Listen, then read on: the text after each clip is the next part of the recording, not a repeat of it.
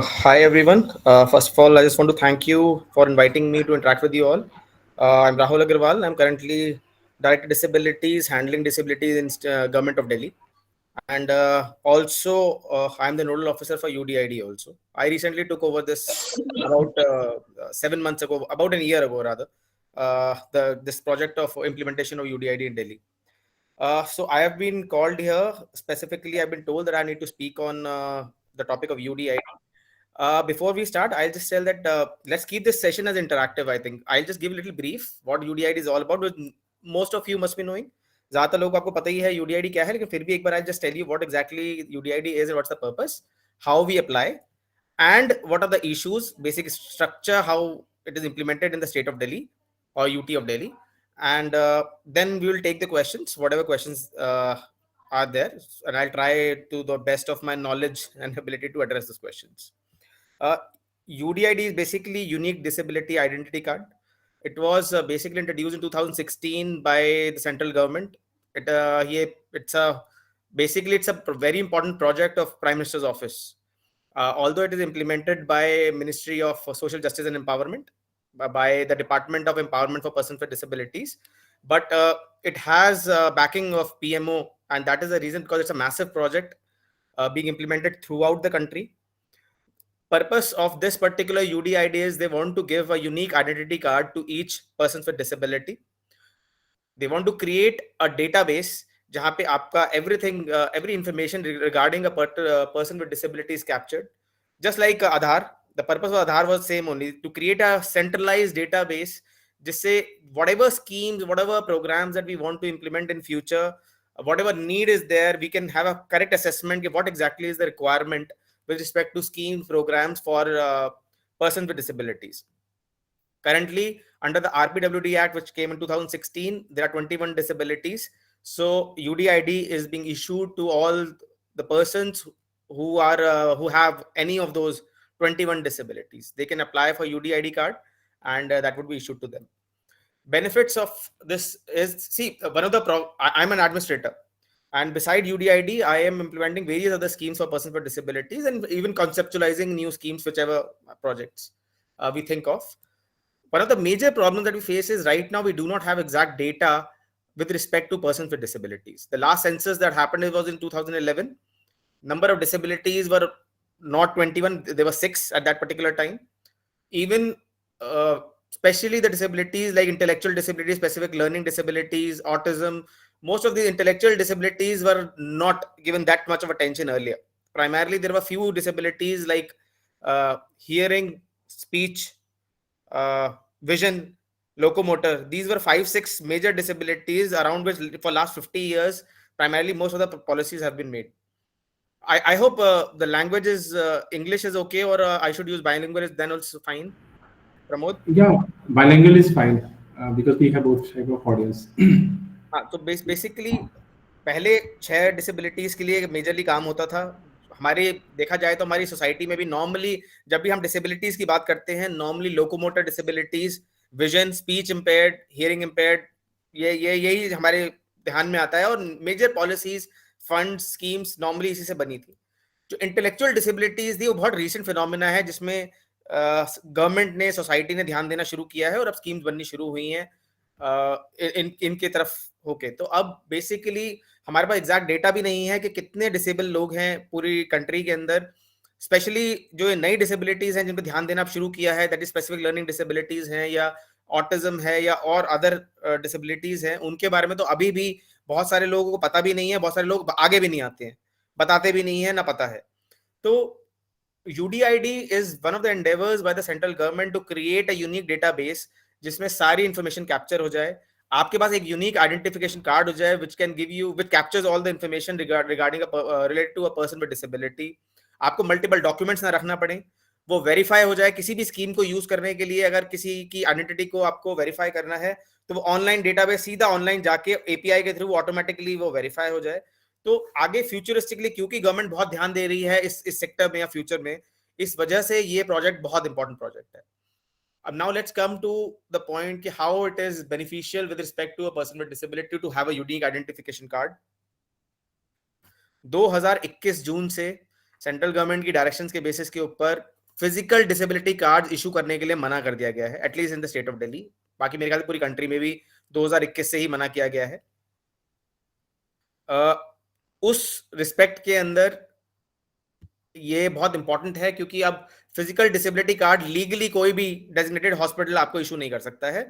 Everyone has to apply on unique disability UDID portal, that is Swavlamban portal central government का। वो मैं अभी इस पे आता हूं कि कैसे अप्लाई करना है और क्या है।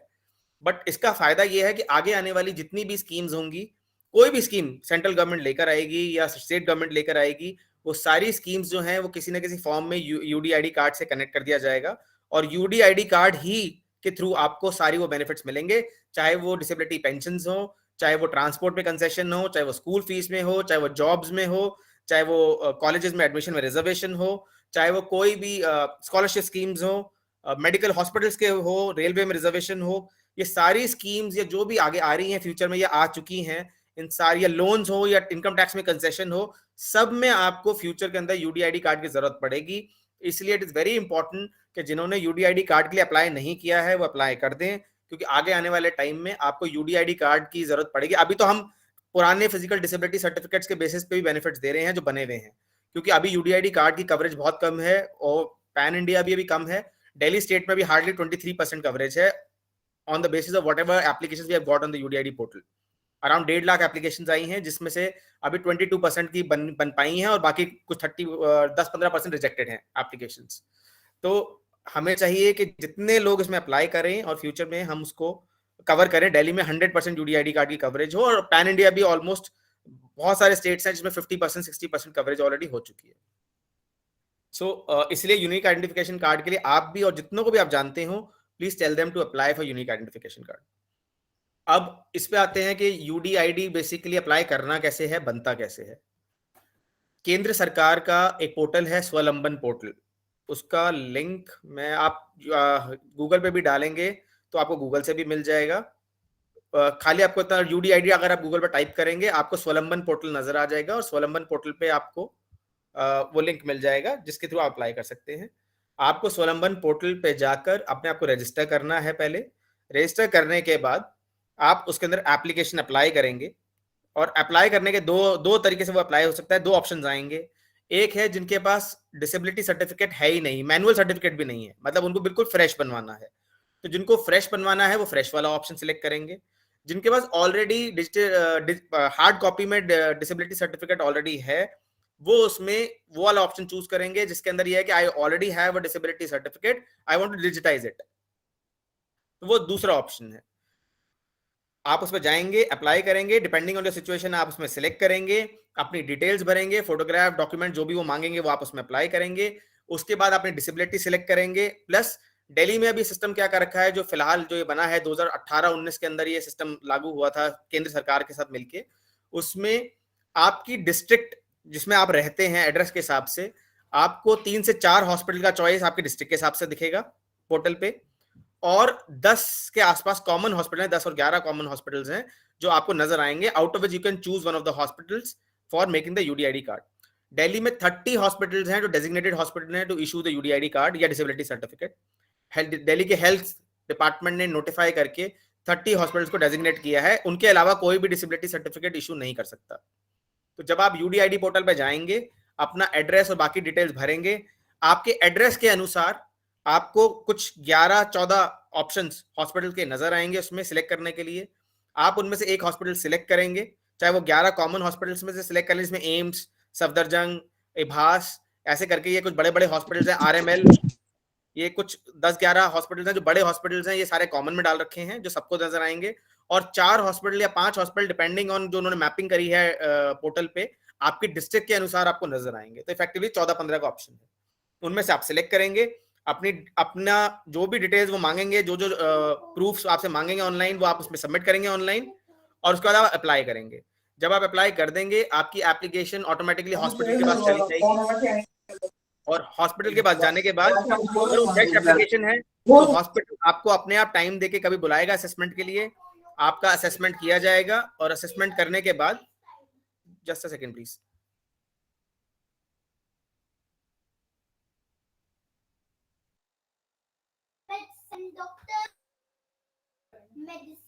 So basically hospital will call you for assessment. आपको एक दो बार जब भी डॉक्टर की डिस्क्रिशन है, जो उनका पूरा मेडिकल बोर्ड बैठता है, उनकी डिस्क्रिशन के हिसाब से वो आपको बुलाएंगे. असेसमेंट होगा, जिसका भी जो पीडब्ल्यूडी होगा असेसमेंट होगा. होने के बाद जब सारा फॉर्मेलिटीज कंप्लीट हो जाएंगी तो फिर आप घर चले जाएंगे. ऑटोमेटिकली वो आपका अप्रूव कर देंगे पोर्टल के ऊपर, और आपका कार्ड ऑटोमेटिकली कुरियर से आपके घर पे आएगा. वो सूरत में टीम बैठती है सेंट्रल गवर्नमेंट की, जहां से यूडीआईडी कार्ड डिस्पैच होते हैं. लेकिन सॉफ्ट कॉपी आपको ऑनलाइन ही मिल जाएगी आपके ईमेल के ऊपर या व्हाट्सएप पे, या जो भी तरीके से वो भेजते हैं आपको, आप उसको डाउनलोड कर सकते हैं. सॉफ्ट कॉपी आपके पास इमीडिएटली, आपको जब भी वो अप्रूव हो जाएगा आपके पास आ जाएगी. कार्ड पहले बहुत टाइम तक नहीं आता था, अभी केंद्र सरकार ने दोबारा से चेंज किया है और अब स्पीड पोस्ट को यूज करना शुरू किया है. तो मुझे उम्मीद है कि बनने के 1 महीने के अंदर आपके घर के ऊपर हार्ड कॉपी अब आनी शुरू हो गई है या आ जाती है. नहीं आती होगी तो आप बताइएगा. विल टेक, मतलब हमारे को अभी तक कुछ लोगों ने किया था कि नहीं आ रही है, तो उसके लिए हमने सेंट्रल गवर्नमेंट से ऑलरेडी इसको रेज किया था. So this is about how we apply. और इसके अलावा आई थिंक प्रमोद, अब let's have questions. I think it would be better. ये मोटा मोटा what is UDID card, what are the benefits, how we can get a UDID card, ये था. अब एक बार let's take up the question. So I think it would be more clarity based on the question that will take. Right. So I'm seeing here a couple of questions. So we can start from Angelica Singh. So Angelica, आप हो? Yes, sir. Am I audible? Yeah. Yeah. Good evening, sir. Thank you very much for this information. This is very informative. Especially, this is a kind of a new information. I think most of the special need parents are unaware of it, and there is a lot of confusion for the UDID as well as the disability certificate. Sir, मैं ये पूछना चाहती हूँ कि UDID के लिए disability certificate का होना जरूरी है, पहली बात. दूसरी चीज, अगर मैं अपने बच्चे के लिए जिसके पास अभी डिसेबिलिटी सर्टिफिकेट नहीं है, जो दिल्ली के साउथ जोन में बेस्ड है, अप्लाई करना चाहती हूँ, तो क्या मुझे जोन वाइज उस हॉस्पिटल में जाना पड़ेगा असेसमेंट के लिए? एंड थर्ड पॉइंट, कितने राउंड्स जाने पड़ेंगे असेसमेंट के लिए ताकि मेरा यूडीआईडी की फॉर्मेलिटीज पूरी हो जाए? Thank you sir. Okay, see basically UDID card ही डिसेबिलिटी सर्टिफिकेट है. मैं आपको पहले क्लैरिटी दे दूं. पहले क्या होता था, एक डॉक्टर अपने हाथ से पेपर पे आपको एक डिसेबिलिटी सर्टिफिकेट साइन करके देता था, मैनुअल, जो हाथ में एक पेपर होता था. केंद्र सरकार, लेकिन उसमें 2-3 नुकसान होते थे. एक, वो खो गया या वो वेरीफाई नहीं हो पाता था कि अगर वो झूठा है. जैसे हमारे साथ ऐसे बहुत केसेस हुए डिसेबिलिटी पेंशन देने में, बीच में टाउट्स आ गए, टाउट से नकली डिसेबिलिटी सर्टिफिकेट बनवा दिए, हजारों की तादाद में बना के उन्होंने पेंशन के अप्लाई करा दिया. फिर हमारे पता चला उसमें कई लोगों को अरेस्ट भी हुए, कई लोगों को हमने कार्रवाई भी करी, एटसेट्रा एटसेट्रा. बट ऐसे बहुत जगह हो रहा है. तो प्रॉब्लम ये होती थी पहले, और ये पूरी पैन इंडिया है दिक्कत, ये खाली दिल्ली की बात नहीं है, कि पहले वो डिसेबिलिटी सर्टिफिकेट हार्ड कॉपी में वेरीफाई करना बड़ा मुश्किल था कि वो जेन्युइन है या नहीं है. सेकंड चीज ये होता था कि आपको जब वो आपको पोर्ट हाथ में लेके जाना पड़ता, अपने पास रखना पड़ता, हार्ड कॉपी में खो गया तो आपका होता नहीं था. तो अब ये UDID card is nothing but a digitised unique identification certificate. ये बेसिकली डिसेबिलिटी सर्टिफिकेट ही है. तो आपके पहले क्वेश्चन का आंसर देते हुए से कि मैंने जैसे शुरुआत में कहा था, 2 टाइप के लोग इसमें अप्लाई कर सकते हैं. एक, जिनके पास डिसेबिलिटी सर्टिफिकेट कोई है ही नहीं पेपर पे, या कभी उन्होंने कभी बनवाया ही नहीं, तो उनका बनेगा फ्रेश कैटेगरी के अंदर यूडीआईडी कार्ड. सीधा यूडीआईडी कार्ड उनको इशू हो जाएगा, which is itself a disability certificate only. अगर देखा जाए तो it is unique disability identity card, जिसके अंदर सब कुछ कैप्चर होता है. आपका नाम, आपका एड्रेस, आपकी एज, आपको कौन सी डिसेबिलिटी है, कितना परसेंटेज है डिसेबिलिटी का, किस तारीख को बना था, कितनी वैलिडिटी है, और भी इसमें और भी कई सारी इंफॉर्मेशन है जो आपकी कैप्चर होती है. तो कहने का मतलब है एक ही कार्ड में आपकी सारी इंफॉर्मेशन कैप्चर हो जाएगी. तो वो डिसेबिलिटी सर्टिफिकेट ही है डिजिटाइज फॉर्म में. पहला क्वेश्चन, अगर आपके पास ऑलरेडी हार्ड कॉपी है एक पहले किसी डॉक्टर की बनाई हुई डिसेबिलिटी सर्टिफिकेट की, तो आपको यूडीआईडी कार्ड अप्लाई करना पड़ेगा in the form of digitising it. मतलब आपको यूडीआईडी पोर्टल पे वो ऑप्शन सिलेक्ट करना पड़ेगा जिसमें आपसे पूछा जाएगा कि आपके पास कोई डिसेबिलिटी सर्टिफिकेट है या नहीं है. अगर आपके पास है तो आप वो सिलेक्ट करोगे और उस डिसेबिलिटी सर्टिफिकेट को अपलोड करोगे यूडीआईडी पोर्टल पे. तो क्या होगा, उसका प्रोसीजर ये होता है कि जब आप अपलोड कर दोगे यूडीआईडी पोर्टल पे, तो ऑटोमेटिकली जो भी हॉस्पिटल में आपने अप्लाई किया है सिलेक्ट करके, वो हॉस्पिटल डिजिटली यूडीआईडी पोर्टल के माध्यम से ही आपके सर्टिफिकेट को उस हॉस्पिटल को भेजेगा जिसने वो इशू किया है पहले. जैसे मैं एक उदाहरण के तौर पे आपको बताता हूं. आपने सपोज अपना पहला हाथ से बनाया हुआ जो hard copy of disability certificate है, सपोज आपने एम्स से बनवा रखा है, एम्स के किसी डिपार्टमेंट से, लेकिन आपने आज की तारीख में अप्लाई किया यूडीआईडी पोर्टल पे जाके सफदरजंग में. सपोज आप गए यूडीआईडी पोर्टल पे, आपने, या आप सब कुछ और एग्जांपल लेता हूं, आप सब नॉर्थ दिल्ली में रहते हो, आपने यूडीआईडी पोर्टल पे गए और आपने सपोज भगवान महावीर यहाँ पे एक छोटा सा हॉस्पिटल है, आपने वो सिलेक्ट किया for getting the UDID card. तो आपने भगवान महावीर को जब सिलेक्ट किया और आपने जब अपना पुराना सर्टिफिकेट हाथ से जो एम्स का बना हुआ है वो आप जो अपलोड करोगे यूडीआईडी कार्ड पे, तो भगवान महावीर हॉस्पिटल का डीलिंग हैंड क्या करेगा, वो डिजिटली यूडीआईडी पोर्टल के माध्यम से आपका पुराना सर्टिफिकेट जो एम्स से बना है उसको पहले एम्स भेजेगा, वो on portal itself for verification. AIIMS वाले वहां से अपने आप वेरीफाई करेंगे उसको कि हाँ जी ये हमने ही 5 साल पहले इनको या 3 साल पहले इनको ये डिसेबिलिटी सर्टिफिकेट दिया था। ऑटोमेटिकली वो डिजिटली ही पोर्टल पे ही वो इनके पास भगवान महावीर वालों के पास आ जाएगा वेरीफाई होके एम्स के थ्रू, और फिर भगवान महावीर वाले आपको यूडीआईडी पोर्टल पे अप्रूव करके आपको यूडीआईडी कार्ड इशू कर देंगे भगवान महावीर से कि हाँ ये आपकी डिसेबिलिटी है, इतना परसेंटेज है, ये वाली डिसेबिलिटी है और ये आज की तारीख में आपको इशू कर रहे हैं और ये आपका इतना टाइम के लिए वैलिड है। तो बेसिकली अगर आपके पास पुराना डिसेबिलिटी सर्टिफिकेट है तो भी आपको अप्लाई करना है यूडीआईडी पे, अगर आपके पास कोई सर्टिफिकेट नहीं है तो भी आपको अप्लाई करना है ये हो गया आपका पहला सवाल। दूसरा सवाल आपने मुझे कहा था कि अगर मैं साउथ में रहती हूँ तो क्या मुझे वहां पे किसी जोन में जाना पड़ेगा। आप जब यूडीआईडी पोर्टल पे जाओगे और अपना एड्रेस डालोगे तो आपकी डिस्ट्रिक्ट के अकॉर्डिंगली जो भी हमने मैप किए हुए हॉस्पिटल्स वहां पे उसी हिसाब से आपको 13 या 14 हॉस्पिटल नजर आएंगे, जिसमें से 11 कॉमन हॉस्पिटल्स होंगे जो पूरी दिल्ली के मिला के हैं, जैसे जीटीबी हो गया, एम्स, सफदरजंग, इभास और भी जो ये आरएमएल, गुरु तेग बहादुर, ये जितने बड़े बड़े हॉस्पिटल हैं उसमें कुछ 11 हॉस्पिटल हमने सिलेक्ट करके कॉमन डाले हैं सबके लिए, 10-11 कुछ, और 4 हॉस्पिटल आपके डिस्ट्रिक्ट के आसपास के नजर आएंगे। तो उनमें से आप जो भी सिलेक्ट करोगे उसमें आपकी एप्लीकेशन जाएगी फॉर यूडीआईडी पोर्टल, फिर वो अपने आप ही वेरिफिकेशन कराएंगे जो भी कराना है उनको आपके पुराने डिसेबिलिटी कार्ड को। ये और भी तीसरा कोई और क्वेश्चन भी था अंजलिका, ये दोनों आपके हो गए आपके?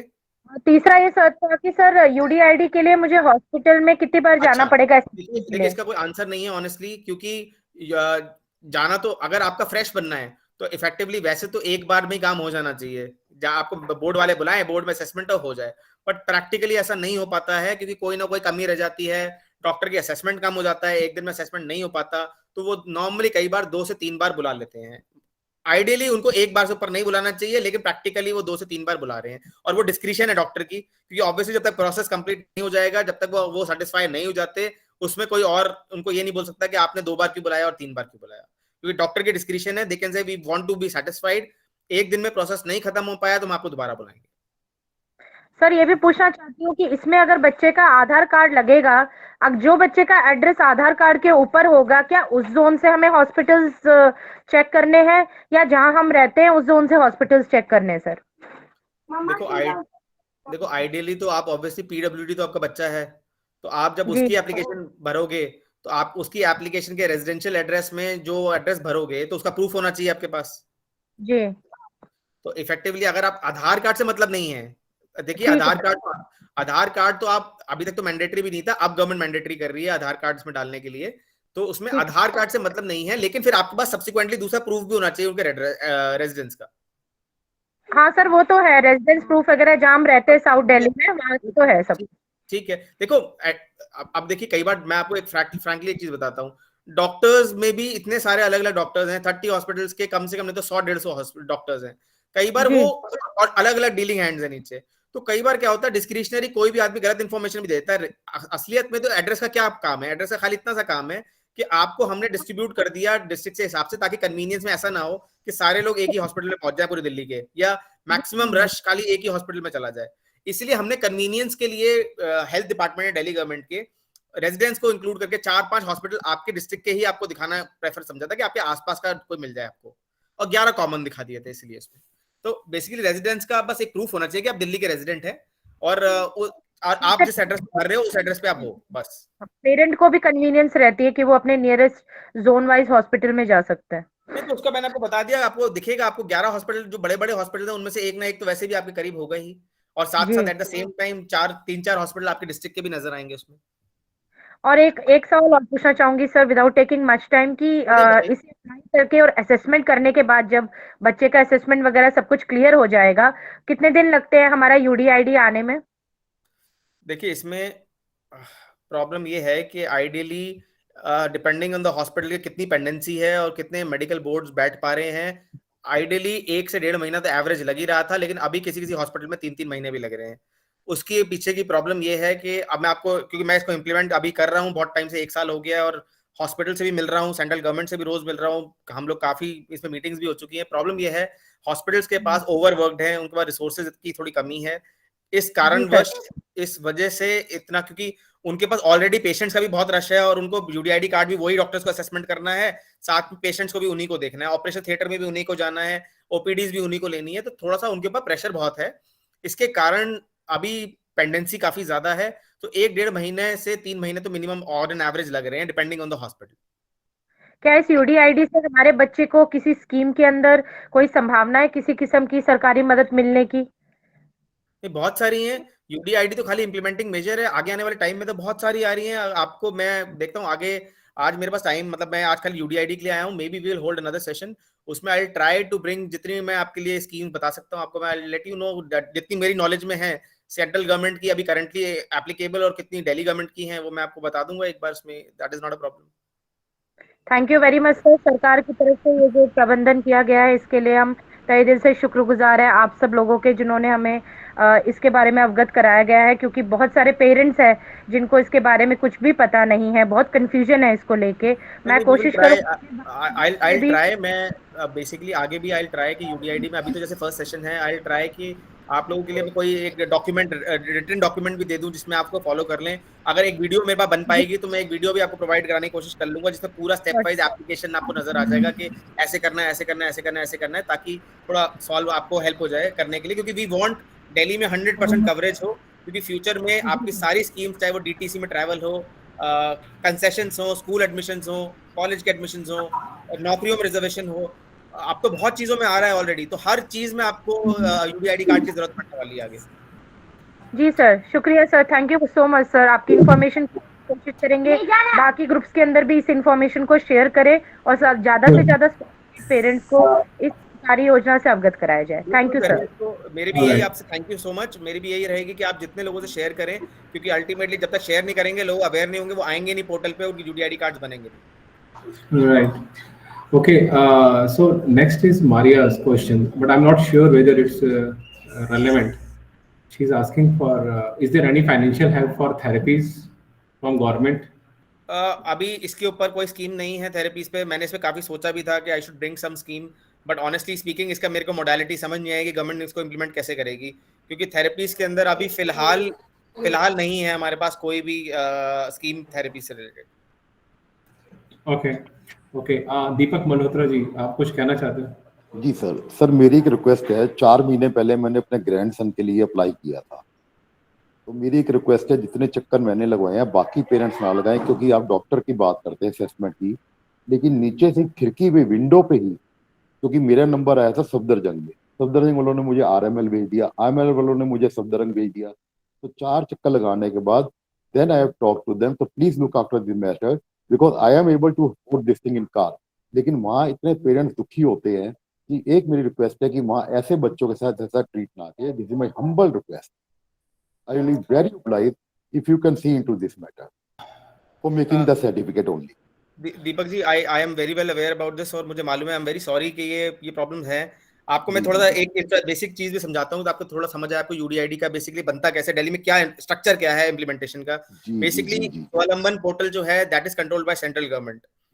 बनाने के जो 30 हॉस्पिटल्स हैं वो हैं under the health department Delhi government, लेकिन उसमें कुछ ऐसे भी हॉस्पिटल्स हैं जो एम्स वगैरह हैं, सफदरजंग, वो सेंट्रल गवर्नमेंट के हॉस्पिटल्स हैं। तो और जैसे एक प्रैक्टिकल इशू बता रहा हूँ फोरम पे, लेकिन ये प्रॉब्लम है कि हॉस्पिटल्स के पास बहुत ज्यादा काम है और वो ओवरवर्क्ड हैं, उनके पास स्टाफ की कमी है, और टेक्निकल कुछ इश्यूज भी सेंट्रल गवर्नमेंट से पोर्टल पे थे जो अभी सॉल्व नहीं हुए हैं, जिनको हम कराने की कोशिश कर रहे हैं कंटिन्यूअसली। इन सब के मिक्सचर की वजह से कि कुछ इश्यूज पोर्टल्स आते हैं जो दिल्ली में इंप्लीमेंटेशन के वजह से नहीं हो पाया है फॉर सम रीजन, क्योंकि दिल्ली की थोड़ी यूनिक एक एडमिनिस्ट्रेटिव इंफ्रास्ट्रक्चर है। जैसे दिल्ली में एक डिस्ट्रिक्ट में मल्टीपल हॉस्पिटल्स हैं, पूरी इंडिया के अंदर एक डिस्ट्रिक्ट में नॉर्मली एक ही डेजिग्नेटेड हॉस्पिटल होता है, तो जो आर्किटेक्चर है इस पोर्टल का पैन इंडिया का बना हुआ, वो नॉर्मली उसमें डिस्ट्रिक्ट ही यूनिट होती है। मतलब कहने के बाद उत्तर प्रदेश में आप जाएंगे तो जितनी जिले हैं उन जिलों का एक हॉस्पिटल मैप्ड है। दिल्ली एक ऐसी जगह है जहां पे एक ही जिले के अंदर मल्टीपल हॉस्पिटल्स हैं। उस वजह से थोड़ा सा प्रॉब्लम आया कि दिल्ली के हिसाब से थोड़ा कस्टमाइज नहीं हो पाया था पोर्टल जल्दी, लेकिन अब कर रहे हैं वो लोग, काफी इस पे एक मेहनत चली है, बहुत टाइम लगा करने के अंदर, करना शुरू कर दिया है। There are issues with the coordination वाला जो आपके साथ प्रॉब्लम हुई है, ये बहुत सारे पेरेंट्स के साथ, बहुत सारे लोगों के साथ हुई है, ये हमारी अवेयरनेस है। अभी हमने 16 तारीख को फिर एक मीटिंग रखी हुई है जिसमें हमने सारे हॉस्पिटल्स को और सबको बुला रखा है फिर से। We are trying to resolve the issue, क्योंकि मल्टीपल लोग इन्वॉल्व है बनवाने में, तो इश्यूज हैं, वी नो इट। लाइक थोड़ा सा आई नो कि जस्टिफाइड नहीं है, तकलीफ हो रही है लोगों को, ये बिल्कुल अवेयर है, पता भी चला और इसको रेज भी किया कई बार। वी विल ट्राई कि ये जितना स्ट्रीमलाइन कर सके हम सिस्टम हम कर लें और लोगों को परेशानी ना उठानी पड़े। जी सर। तो सर अब जो मेरा सर्टिफिकेट आ गया है, तो इसके बाद मैं यूडीआईडी नंबर के लिए, कार्ड के लिए अप्लाई करूं? नहीं, आपका कौन सा सर्टिफिकेट आ गया है? नहीं, उन्होंने पेपर में दिया था मुझे, वही जो आप बता रहे थे, ऑनलाइन आ गया था, तो मैंने प्रिंट आउट निकाल के रख लिया अपने पास। नहीं, कार्ड तो ऑटोमेटिकली आएगा आपके घर पे कुरियर से। अब आपको कहीं कुछ अभी अप्लाई तक आया नहीं, नहीं। इट इज आ जाएगा, फॉर द वो आ जाएगा, उसकी आप चिंता नहीं कीजिए, कार्ड तो आपको आ ही जाएगा। लेकिन आपका यूनिक आइडेंटिफिकेशन नंबर आ गया है, और अगर सॉफ्ट कॉपी भी है तो आपकी किसी स्कीम में आपको दिक्कत नहीं होगी, ये आप दिखा सकते हो, दिस इज वैलिड एवरीवेयर। जी जी जी जी। And it is verifiable. किसी को भी जाना है तो यूडीआईडी पोर्टल पे जाके इसको वेरीफाई कर सकती है कोई भी अथॉरिटी। तो इसलिए अगर कार्ड नहीं भेजिए, वैसे ही है कि आधार नंबर और आधार कार्ड की सॉफ्ट कॉपी भी है तो हर जगह चल रही है, डिस्पाइट कि आधार कार्ड नहीं भी हो तो। Thank you sir. All right. So next question is like, what are the documents needed? So I believe कि वो वेबसाइट पे मेंशन ही होंगे वो डॉक्यूमेंट्स। वेबसाइट पे मेंशन्ड है। मैं एक सेकंड मैं आपको अलग से भी दे दूंगा, अगर आपको डॉक्यूमेंट्स का वो चाहिए मैं अलग से आपको स्क्रीनशॉट ही भेज दूंगा, ग्रुप पे आप सर्कुलेट कर दीजिएगा। प्रमोद, मैं आपको भेज दूंगा, आप ग्रुप पे डाल दीजिएगा, वो डॉक्यूमेंट वगैरह भी दे दूंगा, प्लस मैं वो लिंक भी भेज दूंगा जहां से ये कर सकते हैं, तो आप ये दोनों चीजें दे दीजिएगा। All right. So next question is from Vishal, and I guess उन्होंने वही क्वेश्चन पूछा कि like what are the benefits or schemes which we can avail in future. तो वो आपने बोला कि आप शेयर करोगे। बेनिफिट्स का ऐसा है, बेनिफिट्स का मैं आपको ऑलरेडी बता चुका हूँ कि डिसेबल पर्सन विद डिसेबिलिटी के लिए जितनी भी स्कीम्स अब आगे फ्यूचर में आएंगी या सब कुछ आएगा, सब कुछ में यूडीआईडी कार्ड ही यूज होगा, क्योंकि डिसेबिलिटी सर्टिफिकेट कि पर्सन डिसेबल है, ये चीज का प्रूफ खाली यूडीआईडी रह जाएगा फ्यूचर के अंदर। जो मैनुअल सर्टिफिकेट्स हैं वो सब खत्म हो जाएंगे, क्योंकि वो ऑलरेडी बनाने के लिए तो बंद कर ही दिया है 2021 जून से। वो जो ऑर्डर आ गया था कि आपसे कोई भी डेजिग्नेटेड हॉस्पिटल को बनाएगा नहीं, फ्यूचर में हर स्कीम जो है उसी से आएगी। करंटली अगर आप स्कीम्स जानना चाहते हैं उसके लिए फिर मेरे को एक बार अलग से दोबारा आना पड़ेगा, एक बार उसका पूरा बना के मतलब डिटेल्स लेके आप आना पड़ेगा। बाकी कई सारी चीजें हैं, पेंशन दे रहे हैं 2,500 रुपये महीने की, दिल्ली सरकार से मिल रही है, आप उसके लिए अप्लाई कर सकते हैं। एजुकेशन डिपार्टमेंट की बहुत सारी स्कीम्स आ रही हैं, और भी है, मतलब काफी सारी चीजें हैं। स्कॉलरशिप स्कीम्स है सेंट्रल गवर्नमेंट की, अगर बच्चा कॉलेज गोइंग है या पोस्ट मैट्रिक प्री मैट्रिक, तो ऐसे बहुत सारी चीजें हैं, तो वो मैं एक साथ आपको बता दूंगा। मतलब स्कीम्स हैं जिसके बारे में पता नहीं है, एंड इवन स्कीम किसी को पता भी है और वो उसको अवेल करने की कोशिश कर रहा है, तो उसके अंदर भी डिफरेंट चैलेंजेस आ रहे हैं, तो वो हम लोग एक सेपरेट वेबिनार में डिस्कस कर लेंगे next time. Okay, next is Ankit Mehra. So he says like, we stay in Ghaziabad, so can we apply in Delhi or we have same system for UP? नहीं अंकित, आप गाजियाबाद में apply कर सकते हैं, UDID portal same वहाँ पे गाजियाबाद में भी है। अगर आप वहाँ पे करेंगे तो वहाँ पर सेम यूपी के अंदर भी सेम सिस्टम है। आप यूडीआईडी पोर्टल पर जाइए, गाजियाबाद का सिलेक्ट कीजिए, ऑटोमेटिकली आपको वहाँ का जो डेजिग्नेटेड डिस्ट्रिक्ट हॉस्पिटल है गाजियाबाद जिले का, वो जिले में आपका वो जाएगा और वहाँ पे बन जाएगा उसी हिसाब से जैसे यहाँ बनता है। एंड यूडीआईडी कार्ड कहीं का भी बनाओ, पैन इंडिया वो एलिजिबल है, उसमें ऐसा कुछ नहीं है कि वो दिल्ली का अलग है वहाँ का अलग है, पूरी इंडिया का यूडीआईडी कार्ड एक ही है, इसलिए इसको यूनिक डिसेबिलिटी आइडेंटिफिकेशन कार्ड कहते हैं। Okay. Okay. So next question is from Kinjal. She is asking like, fresh बनाना है तो we need to apply directly. I believe there is now only one card, right? जो आपने बताया, तो आप सीधा उस वेबसाइट पे जाओ और वहीं से अप्लाई करो।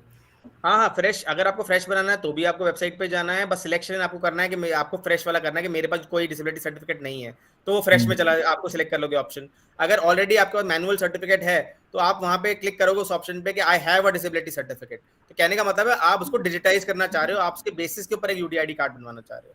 लेकिन दोनों केसेस में जाना आपको वेबसाइट पे ही पड़ेगा, स्वलंबन पोर्टल पे। Okay, got it. Next question is from Amrish. So he is saying कि उन्होंने अपने बच्चे का यूडीआईडी कार्ड इशू हुआ था भुज गुजरात से, and now he want to apply for renewal from Agra. So hospital is saying कि पहले भुज से क्लियरेंस लेके आओ and then they will do it. नहीं, गलत बोल रहे हैं, ऐसा कोई सिस्टम नहीं है। अगर आप गुजरात से आपने बनवाया है और आप कहीं और रहते हैं, आप अप्लाई करते हैं तो यूडीआईडी पोर्टल पे ऑलरेडी ये एक प्रोविजन है कि जब आप अप्लाई करेंगे वहां के लोकल हॉस्पिटल के पास, जो भी डेजिग्नेटेड हॉस्पिटल है, वो यूडीआईडी पोर्टल के थ्रू डायरेक्ट वेरिफिकेशन के लिए आपका सर्टिफिकेट उनके पास भेज सकते हैं, जो कंसर्न जिससे पहले बनाया है, और वो ऑनलाइन ही वेरीफाई करके वापस आएगा और ऑटोमेटिक जाएगा। आपको कहीं नहीं जाना, जो बोल रहा है वो गलत बोल रहा है। अगर वो बोल रहा है तो आपको या तो उनको उनकी कंसर्न अथॉरिटी से बात करनी पड़ेगी कि आप गलत बोल रहे हैं, या आप कंप्लेंट डाल दीजिए कि जी ऐसा ऐसा बोल रहे हैं, क्लैरिफिकेशन अपने आप आ जाएगा, जो भी उनकी अथॉरिटी हो वहाँ पे। ओके, अमरीश आप कुछ कहना चाहते हैं? Amrish, okay fine, so we can move to next question.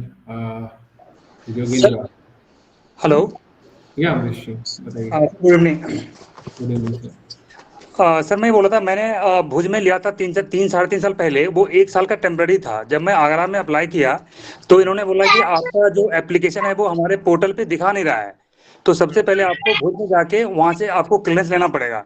और फिर जब मैंने किसी को भेजा भुज के उस हॉस्पिटल में, तो उन्होंने पहले तो बोला कि वो ओरिजिनल कार्ड चाहिए जो आपका एक्सपायर हो गया। फिर मैंने कार्ड भिजवाया कुरियर से वहाँ पे।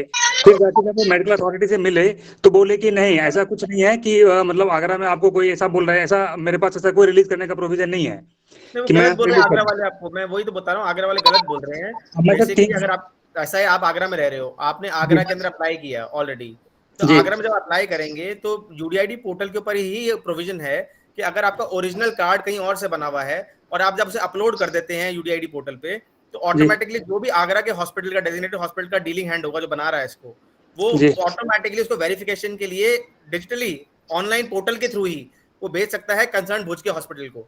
और क्या उससे वो बता रहे हैं कि आप ही नहीं किया था या नहीं किया था। मैं सर 3-4 बार चक्कर लगाया यहाँ के हॉस्पिटल में, बट वो लास्टली बोले कि आपका दिख नहीं रहा एप्लीकेशन में, क्या करूँ इसमें। फिर लास्टली तो एक काम करो ना आप इसमें, फिर आप एक काम करो, आपने वो सीधा न्यू के लिए अप्लाई करते, रिन्यूअल के लिए क्या करना था, आप सीधा नया असेसमेंट होगा। यही सर ऐसा है आपका, अब क्योंकि आपका एक्सपायर हो चुका है तो आपका असेसमेंट तो दोबारा होना है अब। तो जब असेसमेंट दोबारा ही होना है तो फ्रेश के लिए अप्लाई कर देते, खत्म कहानी। फ्रेश एप्लीकेशन डाल के फ्रेश के लिए अप्लाई करके आगरा से फ्रेश बनवा लेते। जी, यही एक्चुअली इन्होंने भुज से मुझे यही गाइड किया कि अभी आप नया अप्लाई कर दो। तो नया जब मैंने अप्लाई किया तो सर मेरे पास, मैं डिफेंस में हूँ, तो डिफेंस के सर जो मिलिट्री हॉस्पिटल होता है तो उनके पास अथॉरिटी है कि वो हार्ड कॉपी में दे सकते हैं सर्टिफिकेट। तो मैंने इसको 2022 जून में बनवाया था 3 इयर्स की वैलिडिटी के लिए। अभी जब मैं उसको नया जब फ्रेश हमने सर अप्लाई किया अपना स्वावलंबन पे, तो उसमें जैसे अभी आपने बताया कि आप उसको अपलोड कर दीजिए, अपलोड मैंने कर दिया। उसमें सर मुझे हॉस्पिटल्स आगरा का मतलब मिलिट्री हॉस्पिटल दिखा नहीं रहा, उसमें कहीं मतलब मैप्ड ही नहीं है वो। तो मेरा सर डाउट ये है कि अच्छा आप सुनो, बता दो प्रॉब्लम क्या हुई।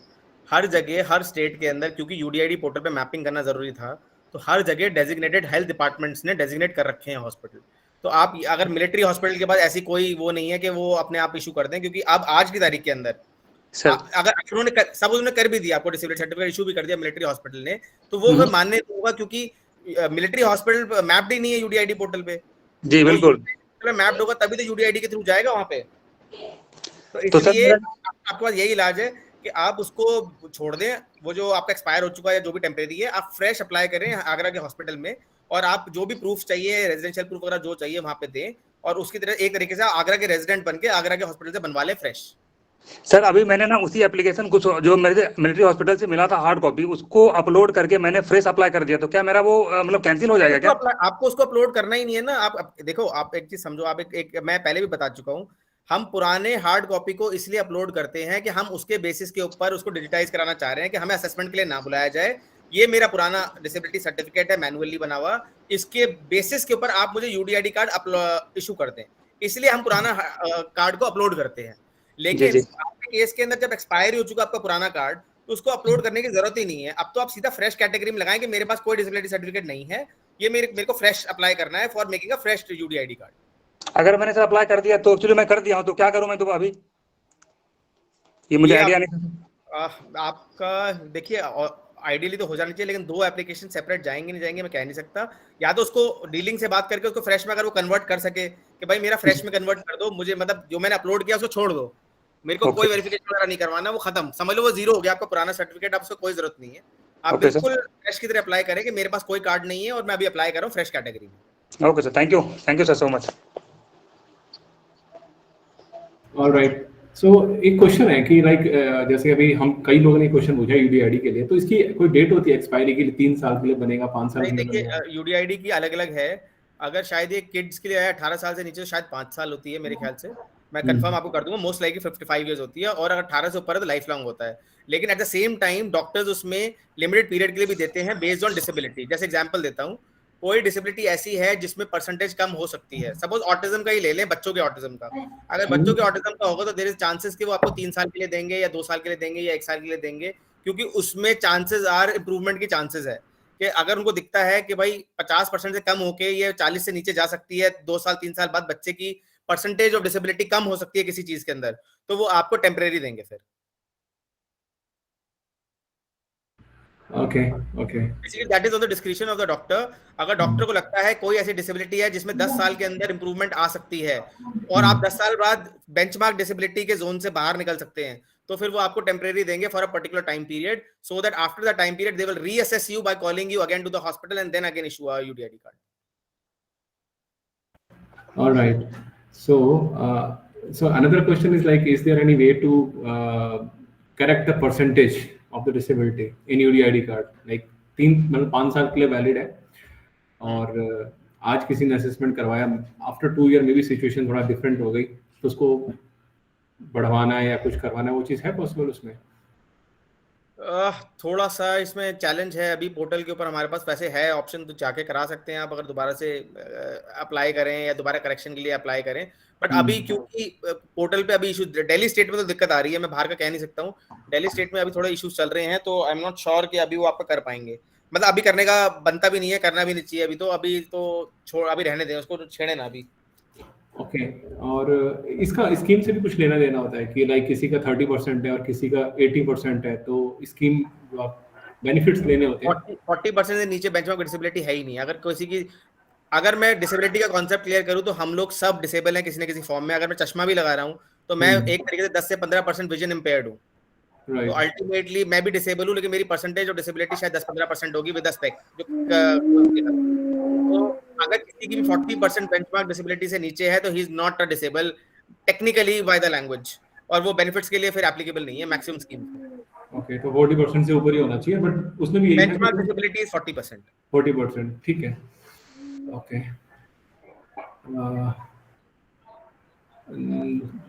another question is like how to take the concession in the railways, so I guess we are going to discuss that in next webinar, right? नहीं, कंसेशन अभी ऐसे नहीं, अगर स्कीम इंप्लीमेंटेड है तो ऑब्वियसली फिर आपको बस ये डिसेबिलिटी जो भी उनके प्रोसीजर होंगे कि आप अप्लाई कीजिए, अपना आईडी कार्ड लगाइए, डिसेबिलिटी कार्ड लगाइए, ये प्रूफ दीजिए, बस आप दे देंगे, कंसेशन मिल जाएगा। लेकिन अभी वो देखना है कि कितना वो अभी दे रहे हैं, शायद उन्होंने कर तो रखा है बट वो चेक करना पड़ेगा।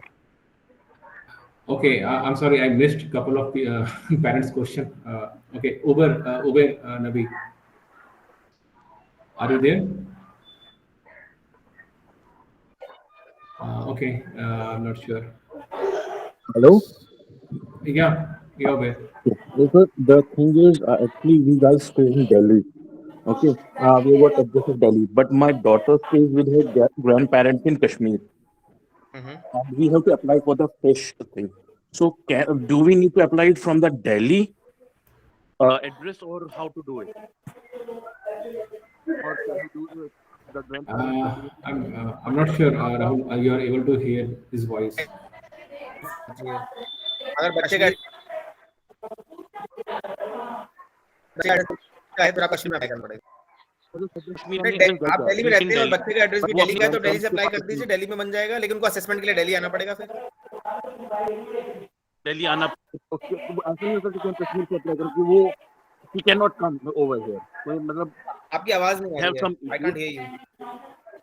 Hello, now it's okay? हाँ बताइए। He cannot come over here क्योंकि वो सिर्फ ग्रैंडफादर है वहाँ पे and he works there, तो वो she comes only once in like December के मंथ में आती है। नहीं, अगर आप यूडीआईडी कार्ड दिल्ली में अप्लाई करेंगे तो फिर तो डॉक्टर की मर्जी है ना, वो आपको जब असेसमेंट का टाइम देगा आना पड़ेगा फिर। तो क्या हम कश्मीर से अप्लाई नहीं कर सकते, वो कश्मीर से अप्लाई नहीं कर सकते? नहीं, कश्मीर में भी होगा, ये पूरे भारतवर्ष में है, सारे नॉर्थ ईस्ट में है, तो कश्मीर में भी होगा। मेरे को चेक करना पड़ेगा कश्मीर के अंदर ये भी है या नहीं है, डेटा से देके बता दूं। बट वेस्ट बंगाल को छोड़ के आज की तारीख में खाली एक वेस्ट बंगाल ही स्टेट है जिसमें उन्होंने एप्लीकेशन अप्लाई कर नहीं रहे हैं या उन्होंने अभी तक एक्टिवली पार्टिसिपेट नहीं कर रहे इसमें। बाकी तो पूरे भारतवर्ष के हर स्टेट, हर यूटी में है ये। नहीं, बट एड्रेस जो है ना उसका, जो बच्चे का जो आधार का एड्रेस है, that is from Delhi. Passport, Aadhaar, everything is Delhi address. नहीं, मैं आपको वही चीज कहना चाह रहा हूँ कि जो भी डॉक्यूमेंट फिर दिल्ली के एक रेजिडेंट के लिए चाहिए वो आपके पास होने चाहिए, तभी आप दिल्ली में अप्लाई कर पाओगे। नहीं तो बाद के अंदर फिर वो आपको बोलेंगे ये डॉक्यूमेंट दिखाओ और नहीं होगा तो वो मना कर देंगे आपको। हम लोग अप्लाई सिर्फ दिल्ली नहीं कर सकते, साथ एड्रेस नहीं. सॉरी उबेर, आपकी वॉइस नहीं आ रही clear. Okay, we can move to next question from Neha. उनका क्वेश्चन है कि कितने साल तक के बच्चों का बनवा सकते हैं यूडीआईडी कार्ड? कितने साल तक के बच्चे का बना सकते हैं? हाँ, मतलब मिनिमम क्या एज होनी चाहिए? ये मुझे थोड़ा, अच्छा एक सेकंड, मैंने ये अपने डेटा खोल के देख लिया, जम्मू कश्मीर के अंदर भी ऑलरेडी बन रहा है ये। 1,76,000 एप्लीकेशन ऑलरेडी आ चुके हैं जम्मू कश्मीर में, और जम्मू कश्मीर में almost percentage of coverage 70%, 67% coverage है। तो just to answer the question, Jammu Kashmir में बनवा सकते हैं। मिनिमम एज का मुझे थोड़ा पता करना पड़ेगा कि क्या है जिसमें बनवा सकते हैं। I am not sure about this, एक बार मैं चेक करके बता दूंगा। बेस्ड ऑन डिसेबिलिटी वो बनाते हैं, लेकिन एक बार चेक करके बताऊंगा एक बार आपको। ठीक है, तो आप बता देना, then I'll share in the group. So next question is like one parent is from the West Bengal, Kolkata. So they are saying कि they were asked to visit district medical hospital. What's this? Hi, it is me. I am from Kolkata, West Bengal, and I applied for UDID card in 2022, and I got a mail from the UDID office that I need to go to my district medical hospital or office for assessment. So how do I make the appointment? If you can guide me. West Bengal के case के अंदर थोड़ा सा एक जो हमारे पास data है, मेरे को वेस्ट बंगाल का तो आइडिया नहीं है कि मैं तो दिल्ली में देखता हूँ, लेकिन मेरे को इतना पता है कि वेस्ट बंगाल में ये इम्प्लीमेंट नहीं हो रहा है, और बहुत मतलब सबसे लास्ट में out of all the states and UT जो सबसे लास्ट स्टेट है जिसमें मैं कवरेज भी बता देता हूँ आपको, मेरे सामने डेटा पड़ा है, एक सेकंड।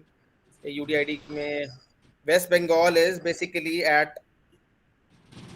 वेस्ट बंगाल इम्प्लीमेंट ही नहीं कर रहा है इफेक्टिवली, शायद 25,000 से ऊपर उन्होंने बनाया ही नहीं है। कवरेज ऑलमोस्ट 0% है, 8% मेरे ख्याल से, 8 या है ही नहीं कुछ। तो basically So what do you suggest, sir? What do you recommend? नहीं मैडम देखिए, अब मैं कैसे बताऊं, वेस्ट बंगाल में क्योंकि इम्प्लीमेंट गवर्नमेंट ही, स्टेट गवर्नमेंट ने इसमें पार्टिसिपेट ही नहीं कर रही है, तो या तो स्टेट के बाहर से बनवा लीजिए किसी और का, अगर आपके पास कहीं और का रेजिडेंस प्रूफ वगैरह है। अदरवाइज फिर आपको एक बार बात करनी पड़ेगी वहां पे हेल्थ डिपार्टमेंट से कि जी हमारा यूडीआईडी कार्ड नहीं बन रहा है, हमारा बनवाइए। Okay, thank you. क्योंकि they are on the portal, वो भी हैं, वेस्ट बंगाल भी इसका पार्ट है, क्योंकि तो पूरे भारतवर्ष में लागू है ये कानून, लेकिन वेस्ट बंगाल के अंदर अभी तक कोई कवरेज नहीं है, ऑलमोस्ट 1%, 2-4% कवरेज है खाली। Thanks. All right. One second. We have too many questions. We have 15 more minutes. Okay. Sir, can I ask? Yeah, Shivam. Yeah, hi, sir. Sir, basically, I'm a special education teacher, right? So, sir, जो मेरे जितने भी students हैं sir, अब जैसे वो as, अब इनकी एज बढ़ रही है सर, धीरे धीरे एज बढ़ रही है, राइट? तो इनके बिहाफ पे सर अगर हम ये चीज करते हैं तो उनको आगे बेनिफिट इससे मिलेगा सर? नहीं, आप क्या करते हो, मतलब जैसे यूडीआईडी बनवाते हो तो उनका? नहीं सर, मैं ना बच्चों को, ऑटिज्म किड्स को मैं टीच करता हूँ सर, पढ़ाता हूँ उनको मैं आर्ट एंड क्राफ्ट। ठीक है सर। तो बट अब जैसे उनकी धीरे धीरे एज बढ़ रही है, वो ग्रोन अप हो रहा है, प्रॉपर है, तो सर इस पे उनके लिए ये इजी रहेगा सर? उनके आगे बेनिफिट के लिए कुछ है सर ये?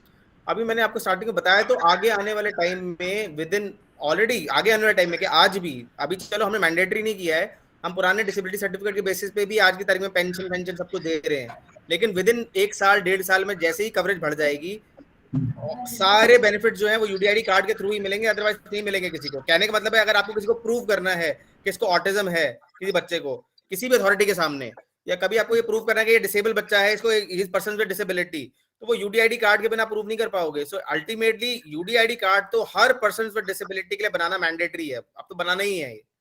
आज नहीं बनाएंगे आप, अगले साल बनाएंगे, अगले साल नहीं उसके अगले साल बनाएंगे, बनाना तो पड़ेगा ही पड़ेगा, क्योंकि जो बेसिक पर्पस है केंद्र सरकार का वो यही है कि जैसे आपने आधार कार्ड की कवरेज की है कि हर आदमी को आधार देके एक आइडेंटिटी दे दी है, यूनिक आइडेंटिटी, सेम हर पर्सन पे डिसेबिलिटी की एक यूनिक आइडेंटिफिकेशन कार्ड हो जाएगा, एक यूनिक आइडेंटिफिकेशन नंबर है जिसके बेसिस पे आपकी सारी हिस्ट्री, आपका सब कुछ केंद्र सरकार जो है वो ट्रैक कर पाएगी। ओके, मतलब अब एक कार्ड बन जाएगा कि उन बच्चों को वो एक अलग से उनका वो बन जाएगा कि वो एक तरह का आधार आईडी है आपका, आप ये समझ लो पर्सन पे डिसेबिलिटी का वो आधार आईडी है। ओके ओके, फाइन सर, या thank you so much sir, thank you so much. All right. So one question.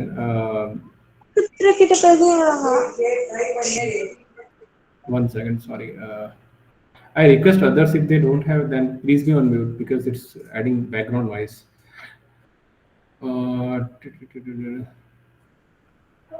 I'm not sure. There's one question like how doctor determine the score. Like क्योंकि कुछ बच्चे होते हैं mild होते हैं, ठीक है, ये क्वेश्चन कई लोगों के मन में आएगा आगे चल के कि हमें जाना चाहिए कि नहीं जाना चाहिए, हमारा बच्चा तो बोल भी लेता है, कमांड भी फॉलो कर लेता है, डॉक्टर ने बोला माइल्ड ऑटिज्म है, तो क्या उनको जाना चाहिए डिसेबिलिटी सर्टिफिकेट के लिए? नहीं, देखिए आप उनको असेस तो कराएंगे ना, अगर वो 40% बेंचमार्क डिसेबिलिटी से ऊपर है तो फिर बनेगा disability certificate. Hello, I am Priyanka. Sorry Priyanka, 1 minute. Hello.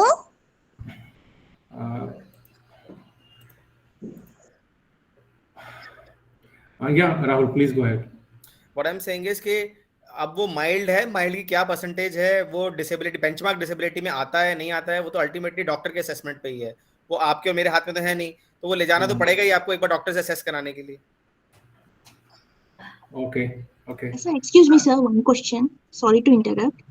Sorry, 1 second. We are going first through the questions which are into the. I have also written the question, sir. Just this is why I'm asking is first few minutes I have missed the session. How does the doctor determine? That was my question actually. Oh, okay. Yeah. Actually, we have taken academic assessment and psychological assessment also, so as to enroll my son for NIOS admission, the open school curriculum. Basing on that, will the doctor be assessing the 40%? Like, how does the doctor what is expected at the doctor visit? That is my actual question, because I missed the first few minutes also. So could you please explain these assessments done have a influence on the final report what the doctor will be giving, or a fresh assessment by the doctor will be done? How do we know UDID value actually?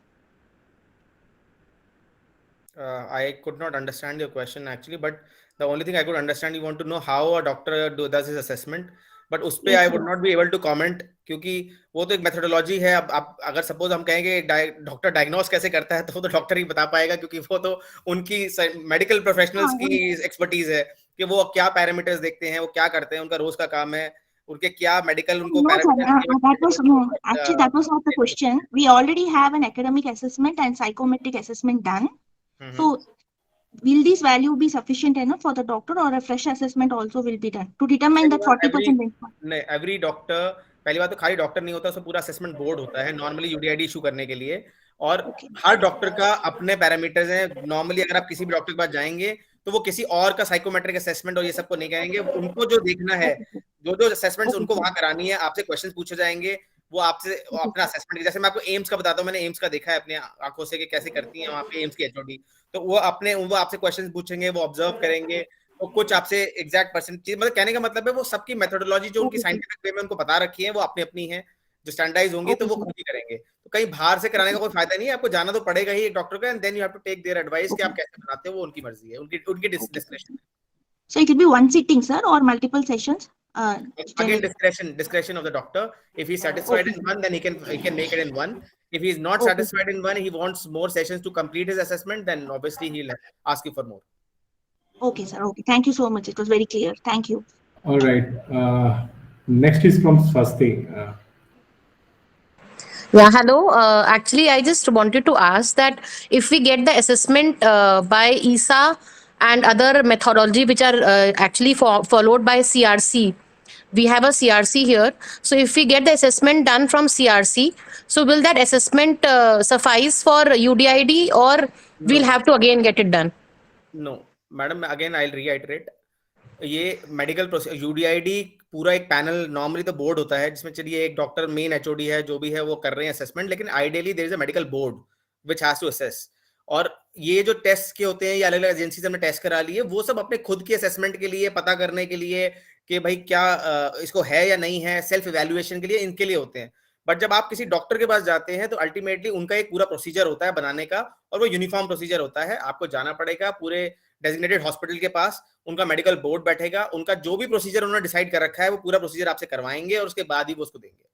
क्योंकि UDID बहुत important card है, it is like an identification card. ये government का एक government issued card है, तो ये किसी भी प्राइवेट असेसमेंट लेके यूडीआईडी कार्ड इशू नहीं होगा। इस पे बहुत सारी बेनिफिट्स, बहुत सारी चीजें इस पे आगे फ्यूचर में मिलेंगी। तो ये this is as good as driving licence. जैसे ड्राइविंग लाइसेंस बनता है उसका एक अपना प्रोसीजर है। आप ये नहीं कह सकते कि जी मैंने तो एक बहुत एक्सपर्ट के साथ एक ड्राइव किया, उसने मुझे 100 में से 100 दिए, तो प्लीज मुझे ड्राइविंग लाइसेंस इशू कर दीजिए। ट्रांसपोर्ट अथॉरिटी अपना मेथोडोलॉजी यूज करके आपको वहां करवाएगी, देखेगी और फिर इशू करेगी। सिमिलरली फिर आधार के लिए है, सिमिलरली चाहे आप वोटर आईडी के लिए, सब सारी अथॉरिटी, गवर्नमेंट अथॉरिटीज का अपना एक डेजिग्नेटेड प्रोसीजर है, और ऐसे ही यूडीआईडी के लिए भी है। That is understood, sir. But my question is that CRC itself is a government organization. It's like Composite Regional Disability Center, and they have all the like authorized people, HOD sitting there, be it a psychologist or so. Will that assessment not suffice for, because again and again getting an assessment done? ऐसे सी UDID के अंदर मैंने आपको starting में बतानी, आपने starting में शायद you did not hear me out. Her state ने कुछ हॉस्पिटल्स को डेजिग्नेट कर रखा है रीजन वाइज। एक प्रॉपर उनके हेल्थ डिपार्टमेंट से एक प्रोसीजर बना हुआ है यूडीआईडी कार्ड का। तो ऐसे अगर मैं इसका दूसरा एग्जांपल लूं, एनालॉजी लूं, तो सपोज आपने राजस्थान ट्रांसपोर्ट अथॉरिटी के साथ ड्राइविंग टेस्ट पास कर लिया है, तो क्या आप दिल्ली में ट्रांसपोर्ट अथॉरिटी को कह सकते हैं कि मैंने ड्राइविंग पास तो राजस्थान में तो कर रखा है, वो भी गवर्नमेंट अथॉरिटी है, तो आप मेरा यहाँ क्यों नहीं बना देते? दिल्ली गवर्नमेंट बुलाएगी आपको दोबारा ड्राइविंग टेस्ट के लिए। तो वो तो जो अथॉरिटी डेजिग्नेटेड है और जो रिस्पॉन्सिबिलिटी ले रही है आपको इशू करने का, कल को वो सुप्रीम कोर्ट में आपने चैलेंज किया या किसी और ने चैलेंज कर दिया कि ये तो झूठा आईडी कार्ड बना रखा है, गलत बना रखा है, तो जिस अथॉरिटी ने आपको गलत आइडेंटिफिकेशन कार्ड दिया है, कानूनी कार्रवाई उसके अगेंस्ट की जा सकती है। तो ultimately if a doctor is issuing you a UDID card, it is his responsibility to ensure कि सही आदमी को सही कार्ड मिला है after following the due process. Okay, thank you so much. That means we'll have to undergo the whole assessment process again. बिल्कुल, Okay, जो भी thank you. डेजिग्नेटेड अथॉरिटी है उसके पास जाके आपको उनके अनुसार जो वो आपको बोलेंगे आपको करना पड़ेगा, क्योंकि वो उनकी डिस्क्रेशन है, वो आपको देना दें। Okay, thank you so much. Right. Next is Garima. Hello sir, नमस्ते सर। मेरा बेटा ऑटिस्टिक चाइल्ड था। 5 इयर्स पहले मैंने उसका डीसी बनवाया था और वो जनवरी में कंप्लीट हो गया, तो मुझे रिन्यू कराना था। नहीं मैडम, मैंने आज जैसे स्टार्टिंग में बताया था, वो आपने हार्ड कॉपी बनवाया होगा। अब आपको यूआईडी पोर्टल पे जाना पड़ेगा, उस पर आपका 2 ऑप्शन आएंगे, फ्रेश वाला, या फिर आप ऑलरेडी कहेंगे मेरे पास एक डिसेबिलिटी सर्टिफिकेट ऑलरेडी है।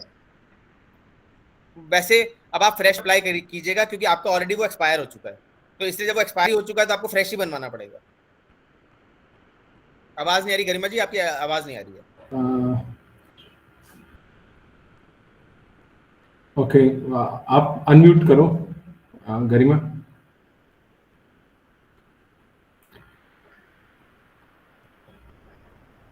All right, we can go to next person, Avikalp.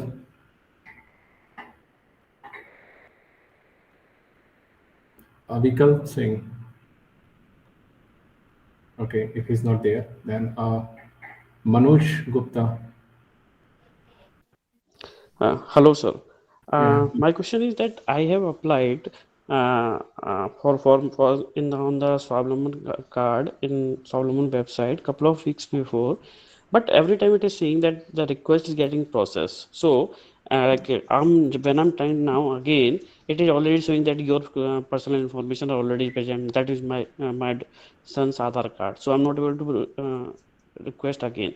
And it is keep on processing, no, nothing, I didn't get any communication, anything. So is there any way that I can approach anybody or? नहीं, देखिए आपने दिल्ली में apply किया है? नोएडा में, फिर Noida authorities के बाद आपने कौन सा हॉस्पिटल, नोएडा का हॉस्पिटल चूज किया होगा? यस। आपको वहाँ पे उनका जो भी वहाँ पे डेजिग्नेटेड अथॉरिटी है, आपको उनको अप्रोच करना पड़ेगा। एक यूडीआईडी पोर्टल में मल्टीपल एप्लीकेशन मत डालिए। बहुत सारे लोग ये करते हैं, ये दिक्कत आ रही है कि वो एक अप्लाई करते हैं, फिर दोबारा अप्लाई करते हैं, फिर दोबारा अप्लाई करते हैं। इसीलिए आधार कार्ड को लाना मैंडेटरी किया था कि एक आदमी मल्टीपल एप्लीकेशन ना डाल पाए। तो हाँ, अभी तो वो यही बताता है कि आधार कार्ड आपको ऑलरेडी, हमारे पास ऑलरेडी आपकी रिक्वेस्ट है, तो यू कैन नॉट रीअप्लाई। और वो पहली वाली रिक्वेस्ट अभी तक नहीं पेंडिंग जरूरत ही है, नहीं है, क्योंकि आपकी जो उसका ना तो पुरानी कोई मेरे एप्लीकेशन पास है फिर वही सफाइस है, मैसेज आप आता है। जाइए, आप अथॉरिटी से बात कीजिए।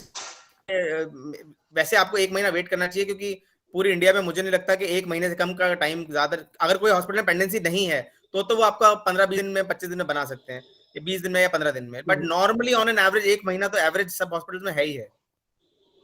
ओके ओके तो ओके इसलिए 1 महीना वेट थैंक यू। करिए, नहीं होगा तो आप वहाँ के जो डिस्ट्रिक्ट हॉस्पिटल के हेड हैं या जो भी कंसर्न डॉक्टर है, आप उनको एक बार मेल से या कैसे अप्रोच कीजिए कि सर मेरा पेंडिंग पड़ा हुआ है, प्लीज बताइए मेरा स्टेटस क्या है। Okay sir, thank you. All right. Next is Rajesh. Rajhans. Good evening, sir. Yeah, hi, good evening. Sir, this is Abhikar.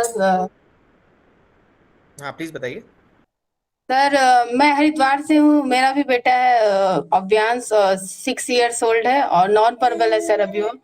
बस मम्मा पापा दो दिन वर्ड ही है उसके पास, एक्सप्रेस कर पाता है अपने आप को, नीड बताता है हमें, हम तो समझ जाते हैं सर, पर अभी जैसे एकेडमिक में दिक्कत आ रही है हमें। स्कूल में जैसे हम अभी मैं ही उसके साथ सिटिंग में हूँ, बैठती हूँ उसको लेके, तो हमने स्कूल से डिमांड भी रखा है कि शैडो टीचर या स्पेशल एजुकेटर की कुछ अगर रखा जाए, लेकिन सर ये लोग अभी मतलब दे नहीं रहे, मांग हमारा डिमांड को अभी पूरा नहीं कर पा रहे हैं सर, तो कैसे सर हम उसको कर सकते हैं सर? मैडम देखिए, इसके अंदर तो फिर यही कर सकते हैं, जो वहाँ का डिसेबिलिटी का जो भी इंचार्ज है, एक बार उनसे जी। मिलके आप बोलें कि भाई कोई स्कीम बनाएं या कुछ करें, क्योंकि या फिर वहाँ पे डिसेबिलिटी स्टेट डिसेबिलिटी कमिश्नर होते हैं हर स्टेट के अंदर। अगर कोई ऐसी चीज है कि आपके राइट्स के अगेंस्ट आपको नहीं मिल रहा है, तो वहाँ के कंसर्न डिसेबिलिटी कमिश्नर के पास जाके आप एक कंप्लेंट दे सकते हैं कि जी हमारी ये बात नहीं सुनी जा रही है, इस पे कोई एक्शन ले।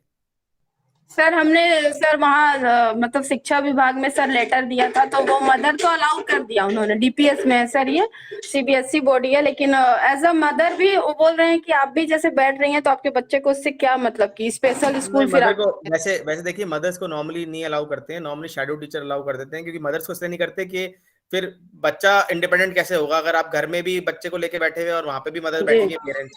तो ये देखिए, ये चीज वहां के एजुकेशन डिपार्टमेंट डिस्ट्रिक्ट मैजिस्ट्रेट अधिकारी होंगे और जो सोशल वेलफेयर वहां देखते होंगे डिसेबिलिटी का, आप उनमें से वो ही करवा सकते हैं, या स्टेट कमिश्नर। लास्ट है कि आप स्टेट कमिश्नर जो होते हैं वो इसी काम के लिए होते हैं कि अगर कोई आपके राइट्स के अगेंस्ट आपको नहीं मिल रहा है तो आप अपनी complaint state commissioner for disabilities के पास लगाएं और उनसे बात करें। पहले कंप्लेंट लगाने की जगह मिले, आई थिंक बातचीत से जो चीज हल हो जाए वो बेटर है, नहीं होगा तो फिर आप स्टेट कमिश्नर के पास लगाएं। जी सर, तो बस जैसे जस्ट हम लोग बस एक रिक्वेस्ट करेंगे, अगर वो उस पे भी नहीं अगर होती है तो जस्ट फिर उसके बाद आप कंप्लेन कर सकते हैं। हाँ, लेकिन पहले मिल लें आप जाके, क्योंकि ये कुछ चीजें ऐसे उन्होंने आपको अलाउ कर दिया, तो मतलब स्कूल इतना बेदर्द टाइप भी नहीं है कि आपको नहीं सर, स्कूल तो सर अलाउ तो किए हैं, लेकिन पर वही है ना सर कि मतलब इतनी ज्यादा वहाँ पे प्रेशर है सर कि मैडम भी एक बच्चे पे वो नहीं अटेंशन दे पाएंगे, क्योंकि एक क्लास में 58 बच्चे हैं, तो वो कैसे करेंगे एक बच्चे को फिर, तो इसलिए शैडो टीचर की तो जरूरत पड़ेगी आपको, क्योंकि आज के अभी भी स्कूल जो है इतने इक्विप्ड नहीं है कि वो इतने बच्चों में देख पाए, वो नॉर्मल मतलब प्रॉब्लम है। तो आप मेरे तो यही सुझाव रहेगा कि आप मिले वहां जाके, स्कूल वालों से भी मिले, शैडो टीचर को अलाउ करिए। जी जी बिल्कुल सर, पहले आप स्कूल से मिले जाके, क्योंकि अगर बातचीत से हल हो जाए ज्यादा बेहतर है। Okay sir, thank you sir. All right. So next is Rajesh Rajhans. Okay, I don't think Rajesh is there. Hello. Yes. Can I ask questions, sir? Yeah, Rashida. Yeah, please go ahead. Sir, good evening, sir. I'm from Bangalore. My daughter is now 8 years. Sir, actually 2 years before I have applied for UDID card. When we have received the UDID card, they in that mentioned that it was 90% of permanent disability. But after that, when I have received, I have showed to my doctor. They told no, it is wrong. They have mentioned it is more disability. But your child is in mild condition. You please change this card, he said, because in future my child is now understanding and verbal and all independent child. रशिता, आप पे क्या, अब ये वैसे मैं unethical बात बोल रहा हूँ, लेकिन आपको इसमें क्या तकलीफ है? अगर आपको वो मिला हुआ है तो बेनिफिट्स तो आपको प्रॉपर 40% बेंचमार्क डिसेबिलिटी वाले मिल रहे हैं। तो अगर आपको चेंज कराना है तो आप जाके मेडिकल अथॉरिटी से मिल लें और उनको बोले कि जी आप रीअसेसमेंट करिए और मेरा इसका कम कर दीजिए, तो प्रोविजन होगा, कर देंगे। हमारे यहाँ दिल्ली के अंदर अभी प्रॉब्लम्स हैं, लेकिन बाकी स्टेट्स कर पाएंगे, वो कर देंगे आपका। आप मिल लीजिए जाके, रीअसेसमेंट के लिए आप बोलिए उनको कि भाई कम है, तो डॉक्टर तो खुशी खुशी कर देगा रीअसेसमेंट कम, उनको दिक्कत नहीं है। I'm not understanding Hindi, sir. Please talk in English. Acha, what I'm saying is, in case you want to get the reassessment done, you can go to the concerned medical doctor who has issued that card, and you can tell them that, sir, we have got in 2 years we have seen significant improvement, so we would like to request for a reassessment. And if they can do a reassessment, they can certainly issue you a new card or reduce the disability percentage. But although I feel that, why do you want to reduce the disability percentage on the card as of now? Let it be there, because you will get the benefits of the 40% benchmark disability till then. Till you have that mentioned on your card. The moment you reduce it and it comes below for 40% disability, benchmark disability, then ideally it is not a disabled person then in the eyes of the law.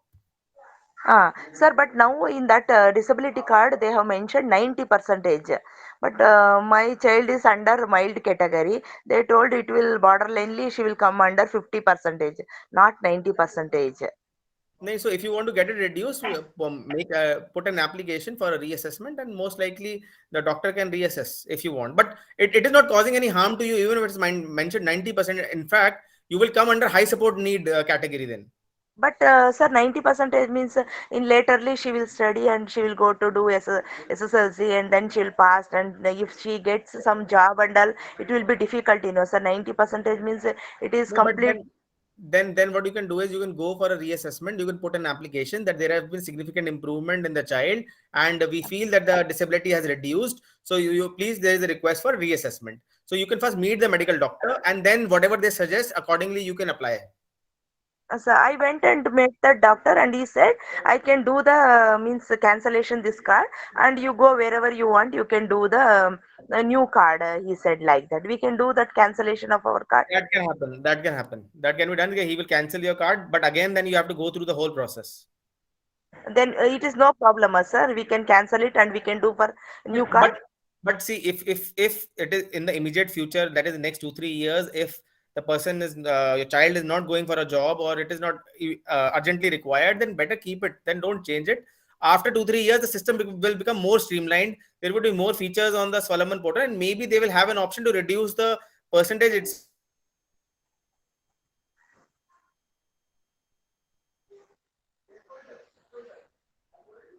Hello.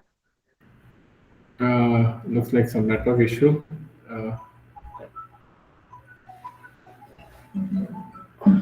One second.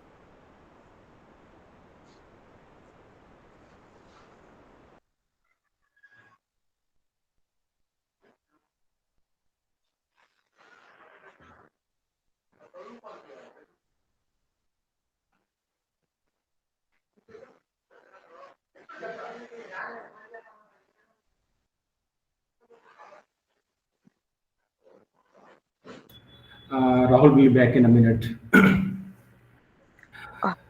All right. So actually, right now we are 5 minutes over, so we won't be able to address all those questions. So I would request if you can put those questions in chat box. So in next webinar, we will address those questions along with the new topic where we discuss. Okay, right? thank you. Yeah. Sir, where will be the details of your next webinar? On which portal you will put the details of the next webinar, sir? Are you part of our group? Autism Parents WhatsApp group? Not a reference group actually. This webinar. Okay, no problem. I'm sharing a number. Yeah, hi, I'm back. Sorry, my laptop was my battery got over, so laptop was off. All right, no problem, sir. Yeah. So I was saying that if it is not urgently required to get the reassessment done, the better you can continue it for a couple of years, and then you can maybe ask for a reassessment. Okay, sir. All right. Who is next? Gauri Sridhar. Gauri, are you there? Hello, am I audible? Yeah. Yeah, good evening, sir. I'm Dr. Gauri. I have a daughter with intellectual and multiple disabilities. She comes in the 75% category. My husband recently retired from the Air Force as a doctor himself, and she will be getting a defense pensions. She'll be part of the defense pension as a permanent dependent. So my Right. question is, this pension will come to her only obviously after me and my husband. So Right. in the meantime, because she's already listed as a pension dependent, is it possible to avail other schemes under the UDID? Other schemes are like pension schemes. And is there anything about assisted living? As she is with 75% disability, it is possible that she will need assisted living in the future. So is there anything for such children being planned by the government, central See, see, government or see, state governments? different schemes have different eligibility criteria. So, Okay, and there are a number of them in different fields. So right. basically, there are some schemes, like for example, I'll give you an example of Delhi government's pension scheme, where we give Yes, sir. 2,500 rupees per month for Okay, persons with disability. But in that, there is a condition that the person should not be receiving any other pension, or the family income should not be more than 1 lakh rupees as right, a sir. Right, pension, sir. as a total family income. So maybe Okay, the child would not be applicable or eligible to get a 500 rupees pension under that scheme. However, there would be other schemes where the child would be eligible, maybe for transport, reservation, schools. Then there are scribes. Then there is transport subsidy scheme that is in process. Aids and appliances right, sir. scheme is there, that is in process. So it depends. I mean, the eligibility criteria of a particular scheme.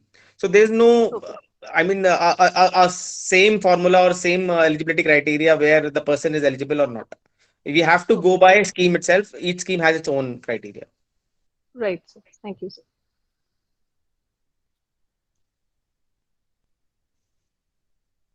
Rajesh, you can ask. Hello, sir. Myself, Rajesh Rajans, this side.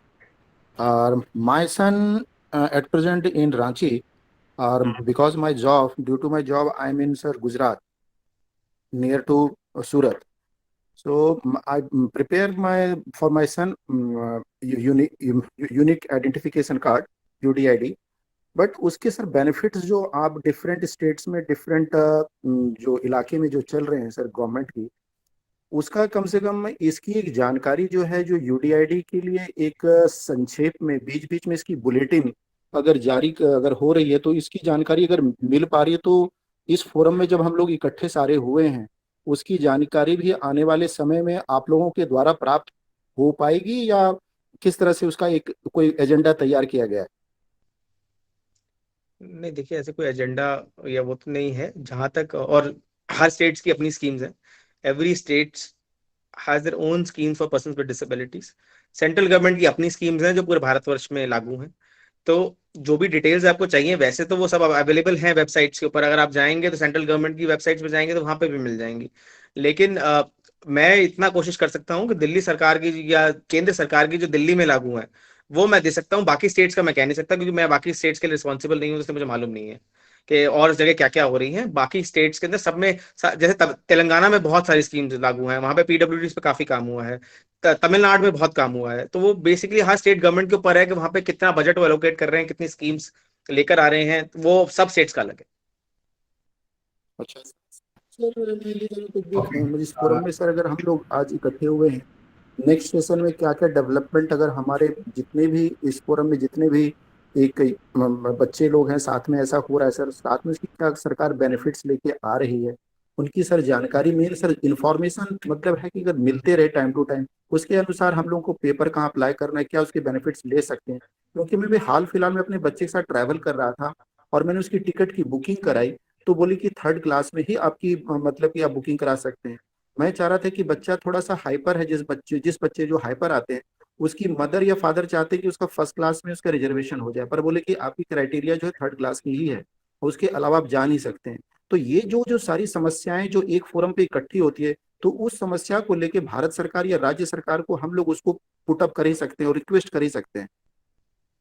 देखिए इसमें ये इसका मैं देखता हूँ पर कहीं से जो मेरे पास अगर इन्फॉर्मेशन कहीं होगी तो आई विल सी कि मैं जितना हो सके I will try to collect and मैं देखता हूँ कोशिश करके अगर दे पाऊँ तो. कि आपके प्रयास से ही सर ये सर कुछ समाधान का रास्ता निकल सकता है. देखिए हमने दिल्ली के अंदर तो मैं करवा सकता हूँ, मैं अगेन फिर मैं आपको इसलिए कह रहा हूँ कि भारतवर्ष का तो ये अपडेट कराना थोड़ा मुश्किल है, लेकिन मैं केंद्र सरकार से भी बात कर लेता हूँ एक बार, डिपार्टमेंट ऑफ एम्पावरमेंट, क्योंकि उनसे भी रेल एक बार मंत्रालय इस जैसे सिलसिले ये में है तो सर, बात करके और जो देखिए। जैसे रेल मंत्रालय का तो कहा ही जा सकता है।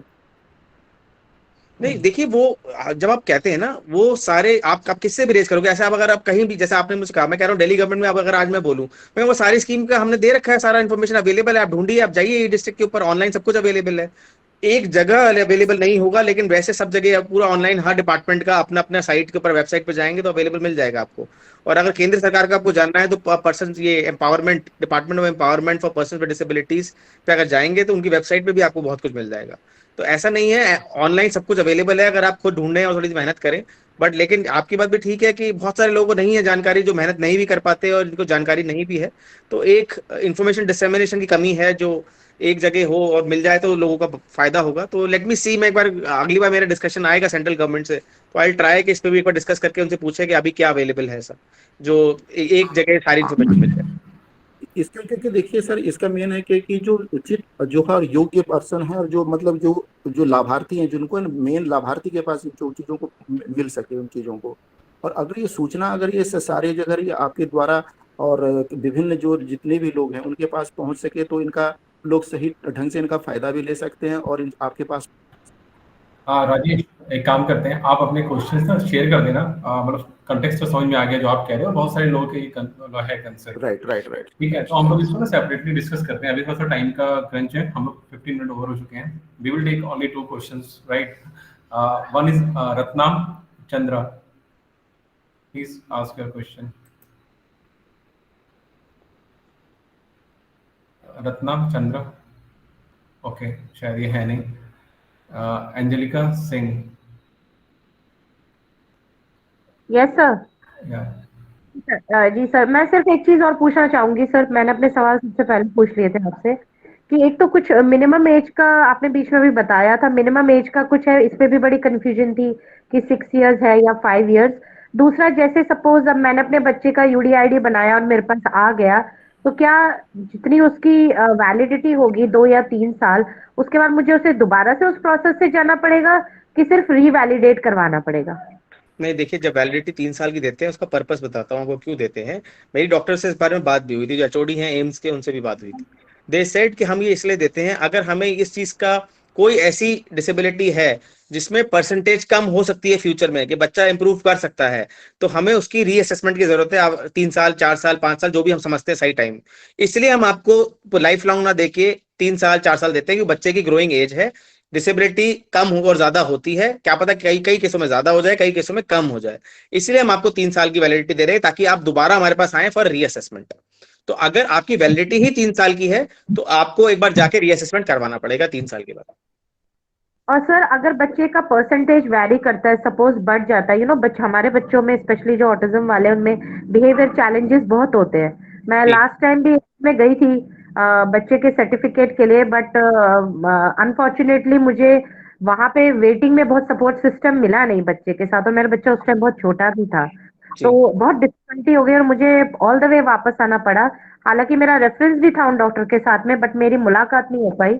और फिर मेरे हस्बैंड ऑल द वे वापस गए और वहां उनसे बात करी, और उन्होंने कहा कि आपको बच्चे को तो लाना ही पड़ेगा, बिकॉज मैं देखे बगैर कुछ नहीं बता सकता हूँ। तो वो हमारा प्रोसेस वहीं पे डिले हो गया था, उसके बाद हमने उस प्रोसेस पे कभी वर्क नहीं किया।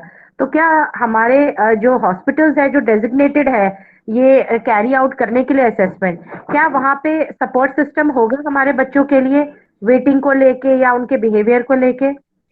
नहीं देखिए, ये एक चैलेंज है, ये डिफिकल्ट है, क्योंकि हॉस्पिटल्स में support system in the sense कि वेटिंग एरिया तो होता है, लेकिन वो एक जनरल पेशेंट्स वाला जैसे होता है वैसा ही है। बहुत रेयरली मुझे कोई ऐसा हॉस्पिटल मिलेगा जहाँ पे स्पेसिफिक टू अ डिसेबिलिटी उन्होंने कोई स्पेसिफिक इंतजाम कर रखे हो।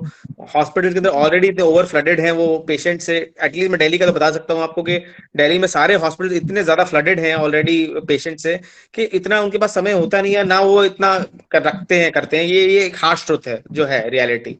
तो ये डिफिकल्ट चैलेंज है कि बच्चा टिकेगा नहीं, बच्चा परेशान होता है, बिहेवियरल भी इश्यूज हैं, ये चैलेंज है।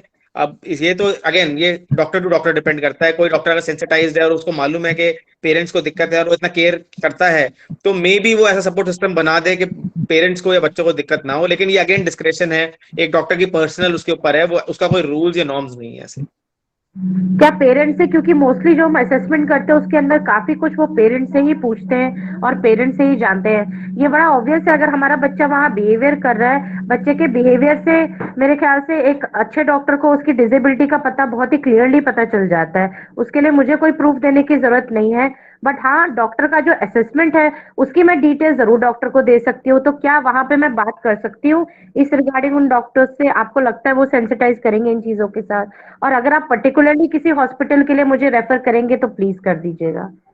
नहीं मैम, सी मैम देखिए, इसमें अगेन फिर वही बात है कि कहीं ना कहीं आप देखिए, इम्प्लीमेंटेशन चाहे कोई किसी भी फील्ड का हो, चाहे डॉक्टर्स हो, चाहे हम ब्यूरोक्रेट्स हो, चाहे जजेस हो, कोई भी हो, किसी भी, आप खुद ही आपके प्रोफेशन में हो, ये तो एक इंडिविजुअल इंसान पे डिपेंड करता है कि वो दूसरों के लिए इतना समझता है प्रॉब्लम दूसरों की, और फिर एक्शन पेन लेकर उसको एडिशनल करता है नहीं करता।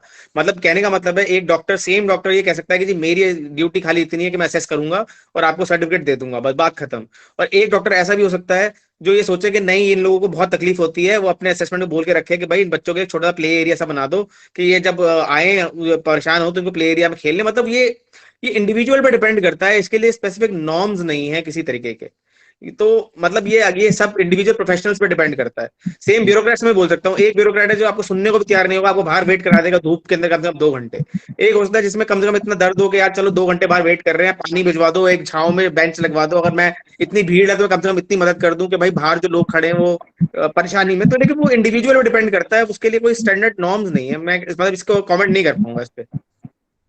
ठीक है sir, thank you very much. तो एज का कुछ बता सकते हैं सर इसके एज रिगार्डिंग? का मैं मिनिमम कंफर्म कर दूंगा, वैसे 5 साल है लेकिन एक बार फिर भी कंफर्म कर दूं, मैं इस पे श्योर नहीं हूँ। मैं एक बार 5 साल मिनिमम एज का है, मैं एक बार फिर भी पूछ के आपको बता दूंगा। आपको ये प्रमोद जी आपको अपडेट कर देंगे ग्रुप के ऊपर।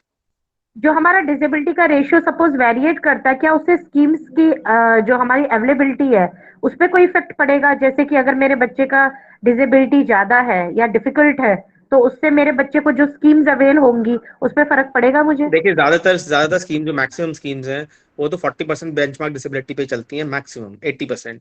लेकिन इसमें आरपीडब्ल्यूडी एक्ट में एक और क्लॉज है हाई सपोर्ट नीड का, जो अभी तक लोगों ने लागू नहीं किया है, लेकिन दिल्ली में भी लागू नहीं है, लेकिन उसके लिए भी ऑलरेडी स्कीम गई भी है कैबिनेट अप्रूवल के लिए, कि अगर कोई असेसमेंट बोर्ड के बाद एक असेसमेंट होता है, individual assessment of high support need, अगर उसमें वो असेसमेंट के दौरान उसकी हाई असेसमेंट आती है, एक सेपरेट असेसमेंट होगा फॉर हाई सपोर्ट नीड, तो उसको बेनिफिट ज्यादा मिलेंगे in comparison to a normal disability का जो पर्सन है।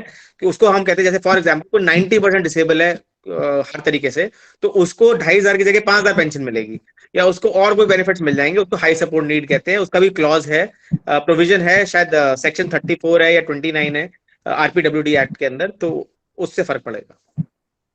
तो सर हम पेरेंट्स के लिए जिनके लिए इतना डिफिकल्ट है थेरेपीज को फंड करना, और थेरेपी ही हमारे बच्चों के लिए एक आप समझ लीजिए एक रास्ता है इम्प्रूवमेंट की तरफ, क्या सरकार इसमें हमारे लिए कुछ मदद कर सकती है? स्पेशली जो पेरेंट्स सिर्फ एक एक जॉब के ऊपर हैं और जिनके पास इतने फंड्स नहीं है अपने बच्चों को किसी बहुत कॉस्टली कोर्स में डालने के लिए या कोई बिहेवियर थेरेपीज कराने के लिए, और जो बच्चों की नीड है, तो सरकार इसमें कुछ स्कीम्स या मदद कर सकती देखिए, है? अभी अभी मेरी नॉलेज में तो नहीं है इस पे, कई बार मैंने खुद रेज किया है ये काफी फोरम्स पे, बट अभी तक कोई ऐसा स्कीम डिवाइस नहीं हो पाया है जहाँ थेरेपी को हम, थेरेपी सेंटर्स, जैसे थेरेपी सेंटर्स खोले हैं, जैसे एग्जांपल रिसोर्स सेंटर्स बनाए हैं अभी दिल्ली सरकार ने एजुकेशन के अंदर। सारे जो सरकारी स्कूलों को हमने मैप किया है एक रिसोर्स सेंटर से, जहाँ पे 17 रिसोर्स सेंटर ऑलरेडी ऑपरेशनल है, जहाँ पे occupational therapist, speech therapist, counsellors, और भी कई सारी स्पेशल वो हैं थेरेपीज वो हैं, जिसमें हम सबका असेसमेंट करा रहे हैं जो स्कूलों में पढ़ रहे हैं, गवर्नमेंट स्कूलों में बच्चे। लेकिन ऐसे इंडिपेंडेंट थेरेपी सेंटर्स का अभी कोई स्कीम मेरी नजर में नहीं है, क्योंकि मेरी थ्रू ही जाती है, अगर जाती तो अभी फिलहाल नहीं है गवर्नमेंट के अंदर, मे बी आगे आने वाले टाइम में आ जाएगी। Thank you so much, sir. Thank you for your time, sir. Thank you. All right. Thank you, everyone. I guess now we need to wrap up. We have already taken enough time. So, Rahul, I guess we can close, right? And we can. हाँ जी, हाँ जी। हाँ, और जो भी किसी को अगर कोई एडिशनल क्वेश्चन है तो आप ग्रुप में शेयर कर देना। आपको अगर कोई भी क्वेश्चंस हैं, कुछ भी आता है, आप प्लीज शेयर करके प्रमोद जी को दे दीजिए। एक साथ ये मुझे भेज देंगे, मैं उनके आंसर्स जो हैं या तो आपको वैसे लिख के भेज दूंगा, नहीं तो मे भी एक सेशन और होल्ड कर लेंगे अभी आने वाले टाइम में, जिसके अंदर मैं आपके वो वाले भी क्लियर कर दूंगा। तो आपके दिमाग में कोई किसी भी टाइप का, नॉट ओनली यूडीआईडी, अगर आपको कुछ और भी आता है आप लिख के भेज दीजिएगा। मेरी जितनी नॉलेज में होगा मैं पता करके, या मेरी नॉलेज में जितना होगा मैं आपको क्लियर करा दूंगा। और हो सके तो यूडीआईडी के बारे में आपसे जुड़े हुए जितने भी लोग हैं आप सबको बताएं, क्योंकि फ्यूचर के अंदर 100% कवरेज यूडीआईडी की होनी चाहिए। UDID is a very good scheme, क्योंकि जब तक सरकार को आज तक यही नहीं मालूम है कि पीडब्ल्यूडीज हैं कितने, क्योंकि सेंसस ही 2011 में हुआ था लास्ट। तो जब तक हमारे पास एग्जैक्ट नंबर्स नहीं आएंगे, तब तक स्कीम्स नहीं आएंगी, तब तक बजट एलोकेशंस नहीं होंगे केंद्र सरकार के थ्रू, तब तक राज्य सरकारों के बजट एलोकेशन नहीं होंगे फॉर पीडब्ल्यूडीज। तो ये सब तभी हो पाएगा जब तक स्पेसिफिकली नहीं मालूम पड़ेगा कि रियलिटी में कितने पीडब्ल्यूडीज हैं। I'm really sorry. Can I just I'll take a minute. The last question जो एक mother ने पूछा था, I'll just like to add to it, sir. You might be attending so many meetings and conferences. Definitely, it is difficult with the load to have therapies through the government. That I understand, but I think most of the parents will agree to it. Ki if there can be a ceiling to the fees which the therapists are charging, it is sometimes people are charging 1,500 rupees for 45 minutes. It is like if some kind of ceiling can be put, some regulatory authority. I think RCI is there, but I don't think there's any kind of check on the therapist, the way they are minting money from the parents. If that can also be done, if it can be regulated properly, that okay, fine, this is the minimum and this is the maximum. Beyond this, no therapist can charge. Let it be any qualification or anything. That will really help all the parents all over India, because we know with the load, it's difficult for the government to handle all these things through the government channel. Because बहुत ज्यादा बच्चे हैं, limitations हैं, but the private therapist को regulate कैसे किया जाए, because they are minting money, they don't understand the problem of the parents, and sometimes we feel that money is beyond, it is actually very very unreasonable. I think Pramod ji can tell you in detail about these things, but this is a very very important issue which needs to be addressed. देखिए, I am aware about that. मैं लेकिन एक चीज बोलता हूँ, देखिए आपका suggestion अच्छा है, maybe I discuss this with the authorities also, मेरा मौका लगेगा, आई डेफिनेटली डिस्कस इट। लेकिन इसका एक काउंटर क्वेश्चन भी आता है। काउंटर क्वेश्चन ये आता है कि आप डॉक्टर्स की फीस को रेगुलेट करते हो, क्या आप लॉयर्स की फीस को रेगुलेट करते हो? लॉयर्स जो हैं 15-15 लाख रुपए वाले भी लॉयर्स हैं, जो एक बार अटेंड करने के 15 लाख, 10 लाख, 8 लाख ले लेते हैं। सेम चीज और प्रोफेशंस के भी हैं। तो अल्टीमेटली ये तो एक फ्री मार्केट है फॉर सर्विसेज है। कोई कहे कि जी मैं ट्यूशन पढ़ाता हूँ, ट्यूशन का भी फिर आप रेगुलेट क्यों नहीं करते? देयर आर टीचर्स जो घर आने का 1,000, 1,500, 20, 2,000, 3,000 भी लेते हैं, और कुछ होते हैं जो 500 रुपए भी लेते हैं। तो कहने का मतलब है कि I can discuss this topic, क्या पता इसमें एक्चुअल में कुछ आरसीआई की गाइडलाइंस आ जाएं और वो बोल दें, लेकिन एट द सेम टाइम मे भी इसके काउंटर आर्गुमेंट्स भी हैं कि फ्री मार्केट है, आप मत जाइए उन थेरेपिस्ट के पास, किसी और के पास चले जाइए, या आप खुद अपने आप को इतना एजुकेट कीजिए। मतलब इसके काउंटर क्वेश्चंस भी आएंगे। आई अंडरस्टैंड द पेन, मुझे मालूम है इस चीज का, मैं कई बार रेज कर चुका हूँ इशू। इनफैक्ट ये थेरेपी के गवर्नमेंट को स्कीम लेकर आ जाए, इसमें उसका बेसिक स्ट्रक्चर समझ नहीं आया कि गवर्नमेंट एंटर करेगी कैसे इसमें। हम अगर गवर्नमेंट आज कहे कि मैं 200 रुपए 300 रुपए सब्सिडाइज करना चाहती हूँ स्कीम का, तो करेगी कैसे? उसको रेगुलेट कैसे करेगी? इंप्लीमेंट कैसे करेगी? वो कैसे, किस बेसिस पे होगा? ये आज तक बन नहीं पाया। So let me see. I think parents can give input on these aspects. If something can be done, we all can give our inputs in writing that how it can be easily managed. My only point is that ki lawyer and like whatever examples aapne diya, it can be countered in that manner, because it is a lifelong therapy. It is not just one case. And it is a matter of life of a person for lifelong. मतलब एक बच्चे की पूरी जिंदगी का सवाल है. So it cannot be handled in the same category of a lawyer or any other profession. And it is a very very high thing, because see, educating a parent and all is fine, but only thing is that अगर आप ये point इतना बोले government को खाली कि at least regulatory authorities, at least किसी को complain करना आसान हो, like RCI में complain करना इतना मुश्किल है. I'm an educated person. I've seen unethical practices in Pune when I was in Pune, but when I tried to complain about it in RCI, I was told कि ये सबूत होना चाहिए, ये वीडियो होना चाहिए, वो ऑडियो होना चाहिए. It is so difficult. At least छापा मारा जाए, मतलब at least complain करना आसान कर दें, so that there is some kind of pressure on the therapist, that things are not they cannot act freely the way they are acting. इतना भी हो जाए अगर। अभी तो जो थेरेपिस्ट हैं वो आरसीआई से कहाँ रजिस्टर्ड हैं? सारे थेरेपिस्ट थोड़ी होते हैं, वो तो डिप्लोमा करते हैं, और वो थेरेपिस्ट जो थेरेपी कर रहे हैं आरसीआई से रजिस्टर खाली कोर्सेज के लिए रजिस्टर कर रहे हैं। जो ये थेरेपी नॉर्मल स्पेशल एजुकेटर्स वाले हैं जो दे रहे हैं, स्पेशल एजुकेशन का कोर्स दे रहे हैं, वो सब कहाँ रजिस्टर्ड है आरसीआई के पास? कि अगर वो रजिस्टर्ड नहीं भी है बट हमारा पास एक कंप्लेनिंग अथॉरिटी हो कि we can complain about them that they are doing unethical practices like in speech therapy a degree holder is allowed to practise independently but maximum diploma holders are minting money special educators of diploma and all those things I only mean to say कि RCI is fine but only thing is that if we can have a complaint authority a kind of organization where we can complain and which acts immediately at least वो छापे मारे जाके वहां पर जहां बच्चों के जो पेरेंट्स बेचारे अनअवेयर है जिनको पता ही नहीं है क्या सही है क्या गलत है उनके बच्चों के संग गलत हो रहा है उनको मतलब नॉर्मल बच्चों को चिल्ला चिल्ला के बुलवा रहे हैं बच्चों के ऊपर साइकोलॉजिकल इम्पैक्ट्स आ रहे हैं I have seen it myself but complaint कहाँ करें उनकी हम and their centres are running they are minting money नहीं ठीक है पॉइंट वेल टेकन मेरा मौका लगेगा डेफिनेटली मैं RCI में या डायरेक्टर विनीत सिंघल हैं वो RCI का देखते भी हैं एक बार I discuss the topic with them also let me see what can come up इसको डिस्कशन के लिए मैंने पहले भी एक दो बार अभी रेस किया था ये थेरेपी वाला इशू लेकिन लेट्स सी कि कहाँ जाता है इसका कुछ ना कुछ सोल्यूशन तो निकालना पड़ेगा आई एम वेल अवेयर कि क्या प्रॉब्लम है मार्केट में तो एक बार let me see I will discuss it Thank you so much because that is a long run thing कि government therapy में कैसे help करे but this can be done very soon with less of efforts if some kind of authority or association is made district wise or whatever wherein they act immediately जैसे CBI छापा मारती है ना immediately wherein रंगे हाथों पकड़ने वाली बात है because such kind of unethical bad practices are being taken place which is really very very disheartening to see. नहीं ठीक है point well taken definitely I'll raise the issue with authorities. Okay. Thank you so much. Thanks a lot. All right. Thank you everyone. Now we need to wrap up this session. So thank you everyone. And thank you Rahul for sharing all this information.